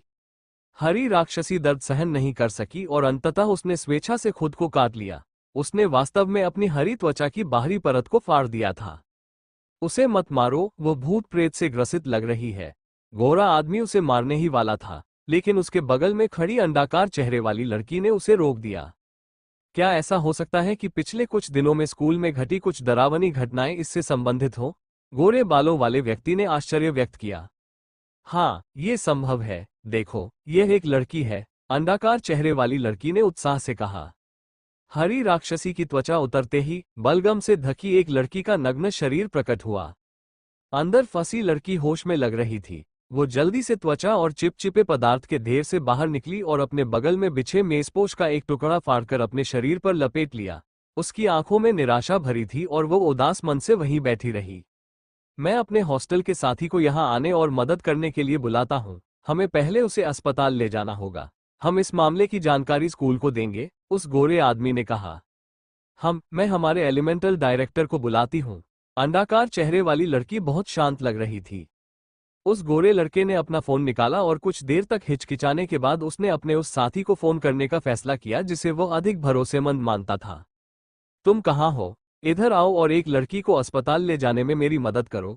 ऐसा लग रहा है जैसे उस पर किसी बुरी आत्मा का साया हो, गोरे बालों वाले आदमी ने फोन के दूसरी तरफ मौजूद व्यक्ति से कहा। धिक्कार है, तुम मुझे इस समय क्यों फोन कर रहे हो? फोन के दूसरी तरफ से तुरंत एक आदमी की दहाड़ सुनाई दी। पहली और दूसरी मंजिल के बीच बने रैंप की छाया से एक युवक बिना कमीज पहने बाहर निकल रहा था। वो अपने फोन पर गालियां देते हुए अपनी जान की परवाह किए बिना रैंप से दूसरी मंजिल की ओर दौड़ रहा था। सससस गलियारे के पास 6 हरी राक्षसी महिलाओं ने फोन की रिंगटोन सुनी और जैसे ही वे जाने वाली थीं, वे जांच करने के लिए मुड़ गईं। वे मो फैन का पीछा करने लगी, जो अब ऊपर की ओर भाग रहा था। आपकी तरफ से भी काफी हलचल मची हुई लग रही है। क्या कुछ हुआ? फोन पर मौजूद व्यक्ति ने चीखने की आवाजें सुनी थीं। एक दिन तुम लोग मेरे पापा को मार डालोगे। तुम्हारे साथ फालतू की बातें करने का मेरे पास समय नहीं है। मुझे इन जीवों से छुटकारा पाना है, मो फैन ने खराब मूड में फोन पर कहा। रुको, फोन मत काटो। मुझे लगता है मैंने तुम्हारी आवाज सुनी। क्या तुम जिम के अंदर हो? हाँ। क्या आप ऊपर वाले गलियारे के पास हैं? हाँ। दाहिनी ओर भागो, यहाँ एक कला कक्ष है, यहीं छिप जाओ। मो फैन ने इस बारे में ज्यादा सोचने की हिम्मत नहीं की। दूसरी मंजिल पर दौड़कर जाने के बाद उसने देखा कि वहां बड़े अक्षरों में एक बोर्ड लगा हुआ था जिस पर कला कक्ष लिखा था। उस तरफ दौड़ते हुए उसने देखा कि कोई दरवाजा खोल रहा है। मो फैन ने बिना सोचे समझे सीधे अंदर प्रवेश कर लिया। झाओ मान्यान ने झटपट दरवाजा बंद किया और मो फैन को ब्रेक लगाते और खिड़की से लगभग बाहर फिसलते हुए देखा। झाओ मान्यान उसकी गति देखकर थोड़ा हैरान रह गया, और जब उसने मो फैन के पैरों में बूट देखे तो वह एक बार फिर अचंभित हो गया। 1, 2, 3, धत तेरे की, ये 6 कैसे हो सकते हैं? झाओ मान्यान ने गलियारे में झांकते हुए देखा और पाया कि हरे रंग के 6 ऐसे जीव, जिन्होंने उस पर हमला किया था, उसके करीब आ रहे थे। इस स्कूल में कई लड़कियां हैं जो, मो फैन की सांस अटक गई। जैसे ही वह झाओ मान्यान को समझाने वाला था, उसे अचानक एहसास हुआ कि कमरे में 2 लड़कियां हैं। एक के कपड़े अस्त व्यस्त थे, साफ था कि उसने अभी अभी कुछ किया था, और दूसरी ने कुछ भी नहीं पहना था और कोने में छिपकर अपने शरीर को मेजपोश से लपेटा हुआ था। गलतफहमी मत पालिए, इन तराजू को देखिए, वो इन्हीं चीजों के अंदर से आए हैं, झाओ मान्यान ने अटपटे ढंग से समझाया। मुझे पता है, आपको समझाने की जरूरत नहीं है। मैं थोड़ी देर में आपको स्थिति समझा दूंगा। कृपया मेरे पीछे आए 6 जीवों से निपटने में मेरी मदद करें, मो फैन ने ईमानदारी से कहा। मैं तुम्हारी रक्षा करूंगा, तुम बस अपने वज्र का प्रयोग करो और उन्हें उड़ा दो, झाओ मान्यान ने कहा। एक मध्यम स्तर के बिजली के जादूगर को इन छोटे जादुई जीवों से डरना नहीं चाहिए, है ना? नहीं, वज्रपात की शक्ति बहुत प्रबल है, यह उनके शरीर को नष्ट कर देगी। मैं हत्यारा नहीं बनना चाहता, मो फैन ने कहा। अभी अभी ऐसा लगा जैसे प्रकाश तत्व जादू से टकराने के बाद वो अपनी त्वचा उतारने लगी हो। मुझे लगता है कि दूसरों को वश में करने वाले ये जीव प्रकाश जादू से बहुत डरते हैं, अंडाकार चेहरे वाली लड़की ने कहा। मो फैन ने उसकी तरफ एक नजर डाली। झाओ मान्यान ने मुस्कुराते हुए बीच में ही टोकते हुए कहा, मैं आपको इनसे मिलवाती हूँ, ये मेरी गर्लफ्रेंड है। मैं उससे मिल चुका हूँ, मो फैन ने चिड़चिड़ेपन से कहा। जब स्कूल शुरू हुआ तो झाओ मान्यान उसे कई बार छात्रावास वापस ले आई थी और यहाँ तक कि उन्होंने वहाँ 2-3 बार खाना भी खाया था। मो फैन को उसका नाम याद नहीं था। अरे, आपसे मेरी पहली मुलाकात है, लड़की ने हैरानी से मो फैन की तरफ देखा। उसने मन ही मन खांसा। चलो पहले इस मामले को निपटा लेते हैं, ये 6 हरी राक्षसी अभी भी। झाओ मान्यान ने ठीक समय पर विषय बदल दिया। दुर्भाग्यवश, इससे पहले कि वो अपनी बात पूरी कर पाता, अचानक 2 पंजे दरवाजे को तोड़कर अंदर घुस आए। पंजे आपस में टकराए और लकड़ी के दरवाजे में 2 छेद कर दिए। उनसे निपटने की योजना पर चर्चा कर रहे तीनों लोग अब राक्षसी स्त्रियों को दिखाई देने लगे थे। उनके चेहरे के भाव स्वाभाविक रूप से बदल गए। मो फैन ने पहल करते हुए अपना जादुई मंत्र पूरा किया। उसके हाथ में बिजली की एक लकीर प्रकट हुई। जैसे ही झाओ मान्यान की उंगली की नोक पर एक सुनहरा धब्बा उभरा, उसने तुरंत अपनी प्रेमिका को अपने पीछे कर लिया। संपादक का नोट, हाँ, मैं आपको फैकुला का अर्थ ढूंढने के लिए मजबूर करने वाला हूँ। दोनों के चेहरे अपेक्षाकृत गंभीर थे। आखिरकार, यह अब हंसने की बात नहीं थी। चमक, शुद्धिकरण। झाओ मान्यान ने अपनी उंगली की नोक पर मौजूद प्रकाश की किरण को बाहर निकाला। प्रकाश का वह बिंदु एक अपेक्षाकृत धीमी गोली में तब्दील हो गया और सीधे हरी राक्षसी स्त्रियों में से एक के बड़े मुंह में जा घुसा। हरी राक्षसी को पता नहीं था कि उसने क्या निगल लिया है। जब झाओ मान्यान ने चुटकी बजाई तो उसका पेट अचानक फूल गया। उसके रोम छिद्रों से सुई जैसी चमक निकली। हरी राक्षसी ने पीड़ा से कराहते हुए अपने सूजे हुए पेट को हाथों से ढक लिया। इस प्रकाश में अद्भुत शुद्धिकरण शक्ति थी, विशेषकर जब से चकाचौंध उसके शरीर में प्रवेश कर चुकी थी। संभवतः इसने उसके शरीर के सारे रक्त को शुद्ध कर दिया था। ये हरी राक्षसी आंतरिक पीड़ा से उबल रही थी। उसके पंजे उसके शरीर पर मौजूद कुछ कठोर शल्कों को नोचने लगे। ऐसा लग रहा था मानो वो उस लड़की के शरीर में वापस लौटना चाहती हो जिसे उसने अपने वश में कर रखा था। मो फैन के नियंत्रण में मौजूद लाइटनिंग स्ट्राइक अभी भी हवा में लटकी हुई थी। उसने अभी तक उसे बाहर नहीं फेंका था। मो फैन ने खुद एक हरी राक्षसी से छुटकारा पाने के लिए बहुत मेहनत की थी। इस झाओ मान्यान ने चकाचौंध मंत्र के सबसे निचले स्तर का प्रयोग करके उसे झट से मार डाला। डैजल, प्यूरिफाई वास्तव में डैजल का पहला स्तर था। ऐसा लगता है कि यह परजीवी दानव प्रकाश से बहुत डरा हुआ है। फैन मो, लगता है तुम्हें एक अच्छा साथी मिल गया है। ओह, मुझे तुम्हें मो फैन कहना चाहिए, लिंग लिंग ने ब्लूटूथ ईयरफोन के माध्यम से कहा। मो फैन ने सिर हिलाया। बिजली की चमक कई बिजली के सांपों में बदल गई और हरी राक्षसी की ओर उड़ने लगी। मो फैन को यह भी अच्छी तरह पता था कि भले ही डैजल बहुत प्रभावी हो, फिर भी वह एक साथ 6 राक्षसों को खत्म नहीं कर पाएगी। सावधान रहो। अंडाकार चेहरे वाली लड़की डर से पीली पड़ गई जब उसने पीछे खड़ी राक्षसी महिलाओं को क्रूर निगाहों से उनकी ओर बढ़ते देखा। उनकी गति अपेक्षाकृत तेज थी। मो फैन और झाओ मान्यान दोनों ने एक एक को तो निपटा दिया, हालांकि वे बाकी 4 को नहीं रोक सके। वे झाओ मान्यान और मो फैन की ओर बढ़ते हुए दीवारों का सहारा लेने लगे।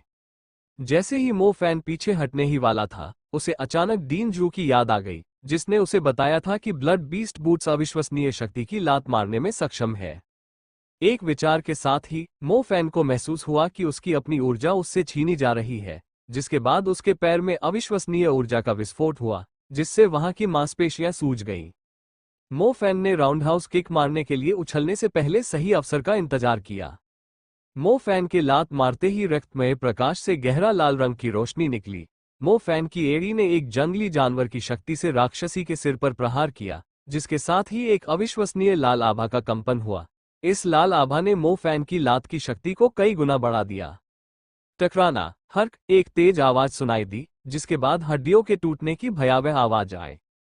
हरी राक्षसी का चेहरा विकृत हो गया था, उसका पूरा शरीर हॉल के एक छोर से दूसरे छोर तक उड़ गया। बर्फ फैलाओ, ढक दो। मो फैन अभी भी उस किक के स्फूर्तिदायक एहसास से मंत्रमुग्ध था जब अंडाकार चेहरे वाली लड़की ने अपना जादू पूरा किया। जल्दी ही पाला पड़ने लगा और उसने पूरी जगह को ढक लिया।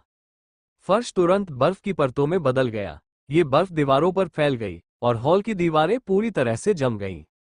बर्फ के फैलाव का प्रभाव बहुत स्पष्ट नहीं था, लेकिन शेष 3 राक्षसी महिलाओं की चाल काफी धीमी हो गई थी। पहले उनके पंजे उन्हें दीवारों, छतों पर चढ़ने और जमीन पर बहुत फुर्ती से चलने में सक्षम बनाते थे। हालांकि बर्फ के फैलने के बाद उनके पंजे बिल्कुल भी पकड़ नहीं बना पा रहे थे। हरी राक्षसी में से एक दीवार से नीचे गिर गई और सीधे मो फैन की बिजली की मार से लकवाग्रस्त राक्षसी से जा टकराए। प्राथमिक जादू निश्चित रूप से इन हरी राक्षसी महिलाओं को नहीं मार सकता था, सिवाय झाओ मान्यान के प्रकाश जादू के। जब तक चकाचौंध उन पर पड़ती, हरी राक्षसी तुरंत असहनीय दर्द से जमीन पर गिर जाती। झाओ मान्यान की मंत्रोच्चारण गति अपेक्षाकृत तेज थी। दूसरा चकाचौंध मंत्रोच्चारण पूरा हुआ और एक और चकाचौंध समाप्त हो गई। उन तीनों के सहयोग से हरी रंग की 6 राक्षसी महिलाओं से निपटना अचानक उतना खतरनाक नहीं रह गया था। मो फैन ने जब झाओ मान्यान के शरीर पर मौजूद सुनहरी ढाल से एक सुनहरी किरण निकलते हुए देखी, तो उसके चेहरे पर अचानक पहचान के भाव स्पष्ट हो गए। तो आप भी एक इंटरमीडिएट जादूगर है। आपने रूकी बीस्ट बैटल प्रतियोगिता के दौरान कुछ क्यों नहीं किया? ये पवित्र ढाल एक मध्यवर्ती प्रकाश मंत्र था। मो फैन ने शुरू से ही महसूस किया था कि उसके रूममेट ने एक अविश्वसनीय शक्ति को छुपा रखा है, और अब जब उसने झाओ मान्यान को प्रकाश तत्व के मध्यवर्ती मंत्र का उपयोग करते हुए देखा, तो उसने आखिरकार अपने संदेह की पुष्टि कर दी। मैं एक मध्यम स्तर का प्रकाश जादूगर हूँ, हमारा इससे क्या लेना देना? और तो और, मैं अपने भाई की मेज पर क्यों कदम रखूंगी? झाओ मान्यान ने उसे पलटकर शाप दिया। मो फैन ने इस बारे में सोचा। एक टीम में इंटरमीडिएट लाइट मैजिशियन की भूमिका महत्वपूर्ण होती है। अगर कोई अकेले लड़ता है, तो वह एक मुफ्त बोरी की तरह होगा। उनकी निगाहें एक बार फिर उन हरी राक्षसी स्त्रियों पर टिक गईं जो इस समय अपनी त्वचा उतार रही थीं। शायद लड़कियों की बास्केटबॉल यूनिफॉर्म अपेक्षाकृत लचीली होने के कारण ऐसा हुआ, लेकिन जब उनकी त्वचा पूरी तरह से झड़ गई, तब भी उनकी यूनिफॉर्म सही सलामत थी। हालांकि उन पर लगा चिपचिपा पदार्थ देखने में बेहद घिनौना लग रहा था। अरे यार, ये किस तरह का जीव है? ये लोग पत्थर जैसी सुंदर लड़कियों को इस तरह की चीज में कैसे बदल सकते हैं? झाओ मान्यान ने कहा। यह एक संक्रामक परजीवी प्रकार का दानव है। इस व्यायामशाला में इससे प्रभावित लोगों की संख्या कम नहीं है। क्या स्कूल को इस बारे में पता है? मैंने उनसे संपर्क किया है, उन्हें कार्रवाई करनी चाहिए। क्या आप लोगों को कुछ पता चला? मो फैन ने अचानक पूछा। मैंने भी यह आवाज सुनी। ऐसा लग रहा है जैसे स्वचालित दरवाजे चालू किए जा रहे हैं। जब मो फैन ये देखने ही वाला था कि क्या हो रहा है, तभी लिंगलिंग ने मो फैन के कान में कुछ कहा। मो फैन, व्यायामशाला के सभी निकास द्वार बंद कर दिए गए हैं। सील बंद। मो फैन अवाक रह गया। ये स्कूल और हंटर यूनियन द्वारा तय किया गया था। वे परजीवी के खून वाले किसी भी व्यक्ति को बाहर नहीं निकलने दे सकते, अन्यथा और भी अधिक परेशानी खड़ी हो जाएगी। उन्हें उस जगह को सील करना पड़ा, लिंगलिंग ने कहा। व्यायामशाला के बाहर एक व्यक्ति एक विशाल नीले दानव के आकाश को भेदने वाले सींगों के बीच खड़ा था। उसकी आंखें गंभीर थीं और वह सावधानीपूर्वक विशाल व्यायामशाला को देख रहा था। मैंने इसका अनुभव किया है। इस प्रकार के दानव को स्केल स्किन फैंटम कहते हैं।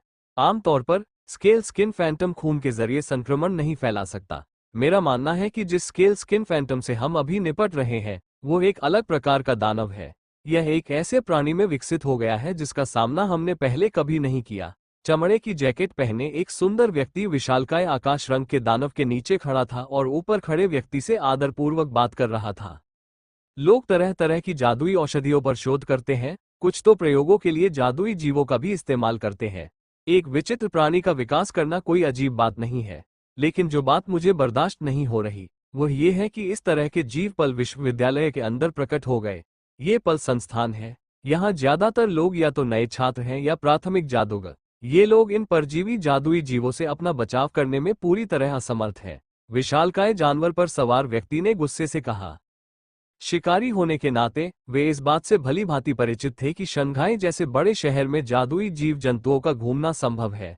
हालांकि उनका किसी पवित्र स्थान जैसे कि जादू के विश्वविद्यालय में प्रकट होना पूरी जादुई दुनिया के लिए आश्चर्य की बात थी। स्कूल के भीतर छिपे सुरक्षा कवच ने जादुई राक्षसों को अंदर घुसने से क्यों नहीं रोका? इस मामले का पता उन्हें तभी क्यों चला जब स्थिति इतनी बिगड़ गई? सिटी हंटर स्क्वाड को खाना खाने की इजाजत क्यों दी गई? आखिर में उन्हें इसके बारे में तभी पता चला जब क्लियर स्काई एजेंसी के लोगों को इसके लिए कमीशन मिला। अगर इस मामले में 2 हफ्ते और देरी हो जाती तो पूरा कैंपस राक्षसों का अड्डा बन जाता। हाँ, हमसे लापरवाही हुई है। नारंगी वर्दी पहने जादूगरों का एक समूह वहां खड़ा था, जिनके चेहरे मोम की तरह भावहीन दिख रहे थे।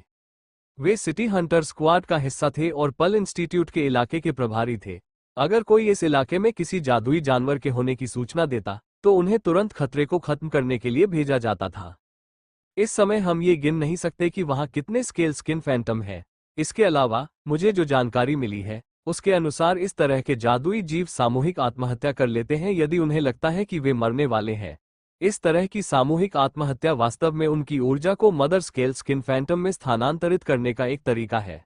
साथ ही सामूहिक आत्महत्या करने के बाद जिस व्यक्ति का शोषण किया जा रहा है उसकी सारी जीवन शक्ति समाप्त हो जाती है और वह मर जाता है।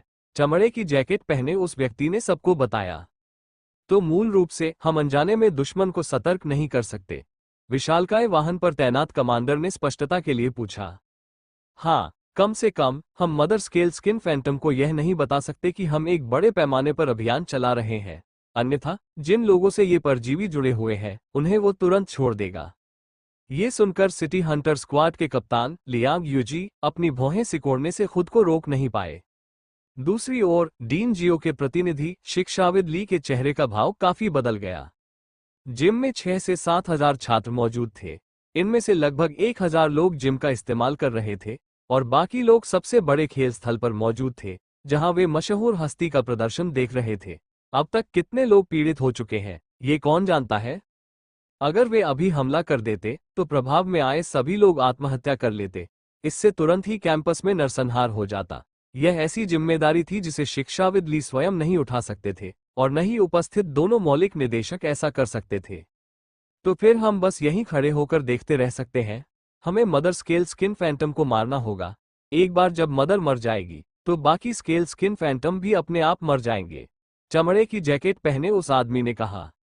मदर स्केल स्किन फैंटम कितनी शक्तिशाली है? जब ये लोग आपस में चर्चा कर रहे थे तभी एक छोटी लड़की लैपटॉप लिए हुए चलकर उनके पास आई। छोटी बच्ची, जल्दी घर जाओ, यह वो जगह नहीं है जहां तुम्हें होना चाहिए। मौलिक निर्देशक झोउ झेंगहुआ ने उसे जल्दबाजी में चेतावनी दी। लिंगलिंग ने उसकी तरफ जरा भी ध्यान नहीं दिया और सीधे चमड़े की जैकेट पहने उस आदमी के पास चली गई। लिंगलिंग, इधर आओ। चमड़े की जैकेट पहने उस आदमी ने प्यार भरी मुस्कान के साथ कहा, मानो वह अपनी छोटी बहन को देख रहा हो। लानत है तुम राक्षसों, जब तुमने इस जगह को सील करने का फैसला किया तो तुमने ज्यादा शोर तो नहीं मचाया होगा, है ना? लिंगलिंग ने बिना किसी झिझक के कहा। चिंता मत करो, मैंने तुम्हारी बहन से बात कर ली है।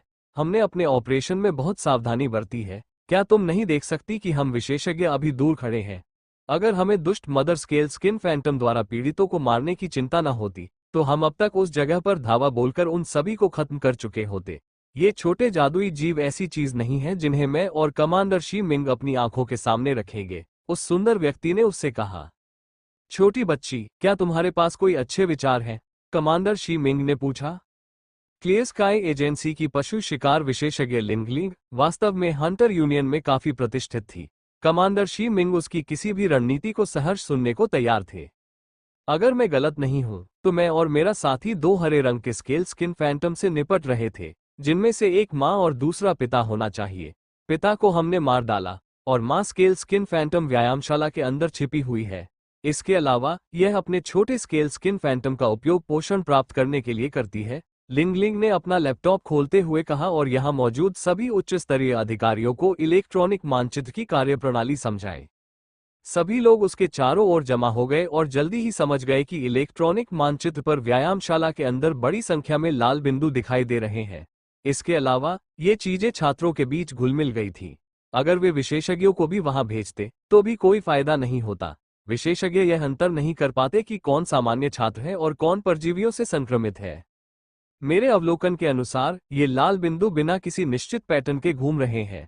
वे हर जगह जा रहे हैं। हालांकि उनमें से कुछ हमेशा इस क्षेत्र में आते जाते रहते हैं। लिंगलिंग ने व्यायामशाला के अंदरूनी हिस्से की ओर इशारा करते हुए अपनी छोटी उंगली बढ़ाई।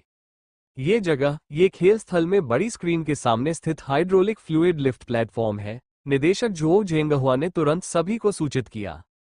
ये हाइड्रोलिक फ्लूइड लिफ्ट प्लेटफॉर्म आमतौर पर हवा में रहता है। इसके अलावा इसके चारों ओर एक सुरक्षात्मक जाल लगा हुआ है। इस उपकरण का उपयोग शायद ही कभी किया जाता है, सिवाय इसके कि कोई असाधारण हस्ती आसमान से गिरने जैसा कुछ करतब दिखाना चाहे। ओह हाँ, वो मशहूर कलाकार अपने आधिकारिक शो के लिए इसका उपयोग करने की योजना बना रहा है, शिक्षाविद ली ने जल्दबाजी में सबको बताया। हाइड्रोलिक फ्लूइड लिफ्ट प्लेटफॉर्म में एक दरवाजा होना चाहिए जो तीसरी मंजिल तक जाता हो। तीसरी मंजिल पर आइडल का मेकअप रूम, लॉबी और इंटरव्यू रूम है। गायक द्वारा सब कुछ तैयार कर लेने के बाद वे सीधे तीसरी मंजिल से एक छोटी सुरंग के रास्ते प्लेटफॉर्म पर जा सकते हैं। लिंगलिंग, क्या तुम्हें लगता है कि मदर स्केल स्किन फैंटम उस प्लेटफॉर्म के अंदर छिपा हुआ है और उस ऊंचाई से पूरे आयोजन स्थल पर नजर रख रहा है? चमड़े की जैकेट पहने उस आदमी ने आश्चर्य से पूछा। हाँ, ऐसा इसलिए है क्योंकि इन छोटे स्केल स्किन फैंटम को अपनी मां को पोषण पहुंचाना होता है, इसलिए मैंने अनुमान लगाया कि यह इसी क्षेत्र में होगा। इस मामले में देरी नहीं की जा सकती। हमें इस राक्षसी शक्ति से निपटने के लिए तुरंत लोगों को भेजना होगा।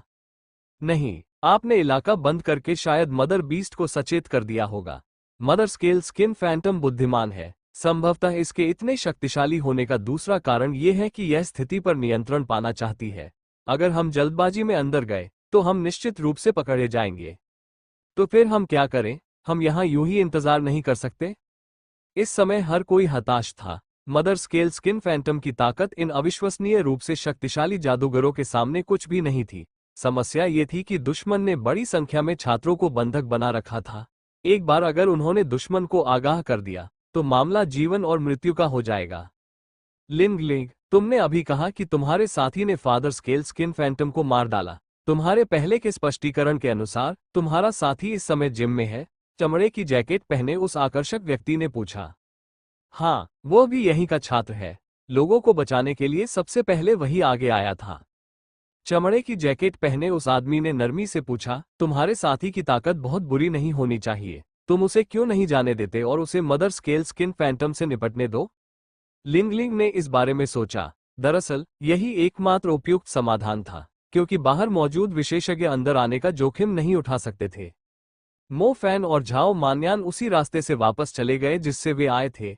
इसके अलावा झाओ मान्यान की प्रेमिका की मदद से भागी हुई सभी लड़कियों को अग्नि आश्रय में भेज दिया गया था। हीलिंग एलिमेंट वाली लड़की की हालत ठीक लग रही थी। जब उसने देखा कि मो फैन ने लड़कियों के पूरे समूह की जान बचाई है तो उसका चेहरा आश्चर्य से भर गया। आप वाकई बहुत प्रभावशाली है। अगर हम सब मिलकर भी एकजुट हो जाएं, तो भी हम उनसे नहीं निपट पाएंगे। फिर भी आपने अकेले ही इतने सारे लोगों को हरा दिया, वैद्य ने मो फैन से कहा और उसे अंगूठा ऊपर करके इशारा किया। कोई बात नहीं, मो फैन ने विनम्रता से मुस्कुराते हुए कहा, लेकिन अपने दिल में वो खुद को और भी शानदार महसूस कर रहा था। पहले उसे एक सामान्य स्पिरिट वुल्फ से लड़ने के लिए गिरते हुए स्टेलेक्टाइट पर निर्भर रहना पड़ता था, जबकि अब वह अपनी ताकत से उनमें से कई को खत्म कर सकता है। अगर वो शहर की आपदा के दौरान उसके पास ऐसी शक्ति होती तो उसे निश्चित रूप से इतनी मुश्किलों का सामना नहीं करना पड़ता।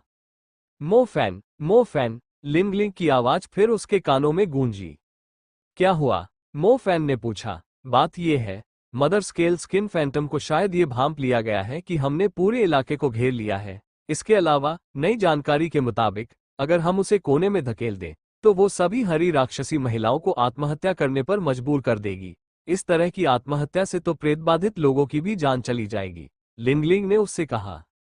मैंने अब तक सिर्फ 20 लोगों को बचाया है। अभी भी कितने लोग संक्रमित हैं? मो फैन ने चिंता से अपनी भौहें सिकोड़ी। यह अब हंसी मजाक का मामला नहीं रह गया था। एक बार जब राक्षसी शक्ति आत्महत्या का आदेश जारी कर देती तो मरने वालों की संख्या आसानी से 100 तक पहुंच सकती थी। संक्रमित होने वालों में ज्यादातर लड़कियां थीं। पर्ल इंस्टीट्यूट में उन्हें बहुत तरजीह दी जाती थी। अगर वे सभी इसी तरह मर गईं, तो यह निश्चित रूप से एक बहुत बड़ी त्रासदी होगी।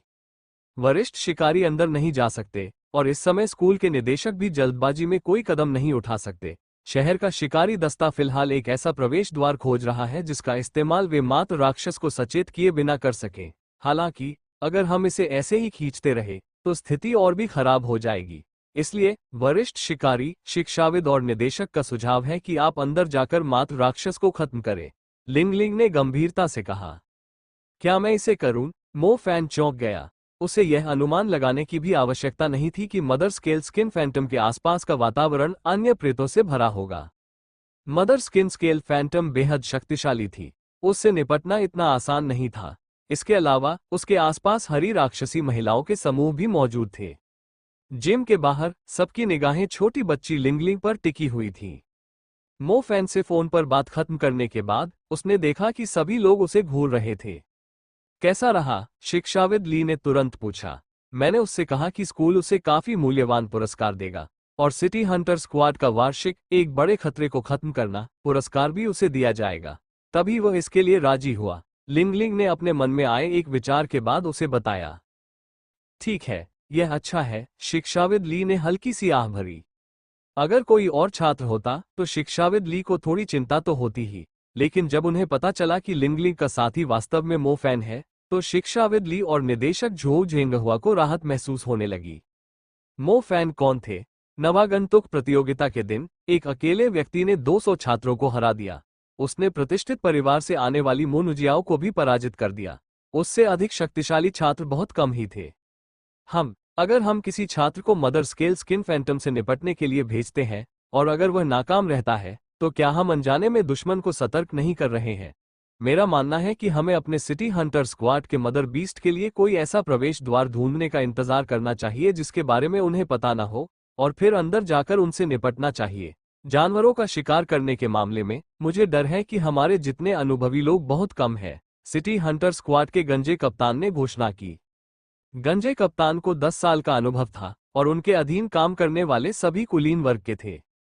अगर इस मामले को ठीक से सुलझाया नहीं गया तो यह एक बड़ा नरसंहार बन जाएगा। न केवल संक्रमित पीड़ित के रिश्तेदार इसकी जांच करेंगे बल्कि पूरा समाज भी इसकी आलोचना करेगा। चाहे इस मामले को सिटी हंटर टीम ने संभाला हो या किसी और ने, सारा दोष उन्हीं पर आता। इसलिए गंजे कप्तान ने अपनी ताकत पर भरोसा करना बेहतर समझा। अगर वो पर्ल इंस्टीट्यूट के मुख्य परिसर का छात्र होता तो गंजा कप्तान एक शब्द भी नहीं बोलता, लेकिन अंदर मौजूद छात्र एजियो परिसर का था। एजियो कैंपस का छात्र आखिर क्या कर सकता था? दोनों कैंपसों के बीच का अंतर सिर्फ एक स्तर का नहीं था बल्कि उससे कहीं अधिक था। सीनियर हंटर, मुझे भी लगता है कि इस छात्र को इस मामले को संभालने देना जल्दबाजी होगी, एक अन्य अनुभवी हंटर ने कहा। क्या तुम्हें व्यायामशाला में जाने का कोई ऐसा रास्ता मिला जहां से हम उस राक्षसी ताकत को न देख सकें? विशालकाय जानवर के ऊपर खड़े वरिष्ठ शिकारी ने नीचे उनकी ओर देखते हुए पूछा। हम नहीं थे तो फिर चुप रहो। मो फैन ने लिंगलिंग से रास्ता लिया और तीसरी मंजिल की ओर चल पड़ा। झाओ मान्यान भी उसके साथ थी। झाओ मान्यान की प्रकाश जादुई शक्ति हरी राक्षसी स्त्रियों के लिए बेहद कारगर थी। त्वचा की पपड़ी वाले प्रेतों का एक समूह बेहद खतरनाक साबित हो सकता था। वे खूंखार शिकारी बनकर उन सभी पर हमला नहीं कर सकते थे क्योंकि इससे उन लड़कियों को गंभीर चोट पहुंच सकती थी जिन पर भूत सवार था। अगर वे नरमी बरतते तो वे उसे मार नहीं पाते। इसलिए झाओ मान्यान ही उन बच्चों की देखभाल के लिए सबसे उपयुक्त व्यक्ति थी। इस अभियान में शामिल लोगों की संख्या ज्यादा नहीं हो सकती। अगर मदर स्केल स्किन फैंटम ने जादूगरों के एक समूह को अपनी ओर आते देखा तो वह निश्चित रूप से भाग जाएगी। मो फैन, तुम यहाँ पैसे के लिए आए हो और मैं शोहरत के लिए। अगर मेरी जान खतरे में पड़ी तो मैं जरूर वापस मुड़कर चला जाऊंगा। यह मेरे लिए कोई मजबूरी या जिम्मेदारी नहीं है। मैं मदद करने की पूरी कोशिश करूंगा, लेकिन इसका मतलब यह नहीं कि मैं अपनी जान जोखिम में डाल दूंगा। झाओ मान्यान ने मो फैन के साथ भागते हुए गंभीरता से कहा। मुझे पता है। रुको, तुम प्रसिद्धि चाहते हो, इसका क्या मतलब है? मो फैन ने पूछा। सच तो ये था कि मो फैन को नहीं लगता था कि झाओ मान्यान कुछ करेगा। आखिर वह एक प्रकाश जादूगर था। हालांकि प्रकाश मदर स्किन स्केल फैंटम के खिलाफ बहुत प्रभावी होता है, फिर भी एक प्रकाश जादूगर की युद्ध क्षमता बहुत सीमित होती है। मैं आपसे यह बात नहीं छिपाऊंगी, मैं झाओ परिवार से हूं। चीन में मेरे परिवार का प्रभाव मुनुजियाओ के परिवार से किसी भी तरह कम नहीं है। वहां के अधिकांश युवा शिष्य विश्वविद्यालयों में इसलिए दाखिला लेते हैं क्योंकि वे दूसरों पर प्रभुत्व जमाना चाहते हैं, बल्कि इसलिए कि वे अपना नाम रोशन करना चाहते हैं। वे चाहते हैं कि हम अपने साथियों से श्रेष्ठ साबित हों, लेकिन मुख्य कारण परिवार के लिए प्रतिभाओं को आकर्षित करना है। कैंपस में यहाँ की स्थिति का महत्व निश्चित रूप से नगण्य है। अगर मैं लोगों को इस आपदा से बचा पाती हूँ, तो विश्वविद्यालय और समाज में मेरे परिवार का प्रभाव और प्रसिद्धि निश्चित रूप से बहुत बढ़ जाएगी। अगर मैं परिवार के लिए ऐसा योगदान देती हूँ, तो वे मुझे और अधिक महत्व देंगे। आपके पीछे कोई पारिवारिक सहारा नहीं है, इसलिए आप शायद यह नहीं समझ पाएंगे कि इस तरह की बात कितनी महत्वपूर्ण है, झाओ मान्यान ने ईमानदारी से कहा। आपके परिवार की मुश्किलें वाकई जटिल है। शोहरत मेरे लिए मायने नहीं रखती। मैं पहले से ही बदनाम हूँ, और अगर मैं उन्हें इस विपत्ति से बचा लेता हूँ, तो मैं बस अपने ऊपर से नफरत का दाग मिटा दूंगा, मो फैन ने जवाब दिया। ओह, झाओ मान्यान की आंखें अचानक घूम गईं और उसने मुंह खोलते हुए कहा, कैसा रहेगा अगर हम उस राक्षसी माँ का सफाया कर दें, तो सारी प्रसिद्धि मेरी होगी। इस तरह मेरा प्रभाव मोनुजियाओ से कहीं अधिक होगा। झाओ मान्यान को ये बात बिल्कुल स्पष्ट थी कि यदि वे मात्र दानव को मार गिराने में सफल होते हैं, तो सबसे बड़ा पुरस्कार मोफान को ही मिलेगा। इसके अलावा अगर चारों ओर देखा जाए, तो मोफान ही संभवतः एकमात्र ऐसा व्यक्ति था जो मात्र दानव को हराने में सक्षम था। झाओ मान्यान को केवल उसकी सहायता करने के लिए पुरस्कार मिलेगा, इतना काफी नहीं था। उसे मुख्य पुरस्कार चाहिए था। हालांकि हम रूममेट हैं, अपनी कीमत बताओ, झाओ मान्यान ने सीधे सीधे प्रस्ताव रखा।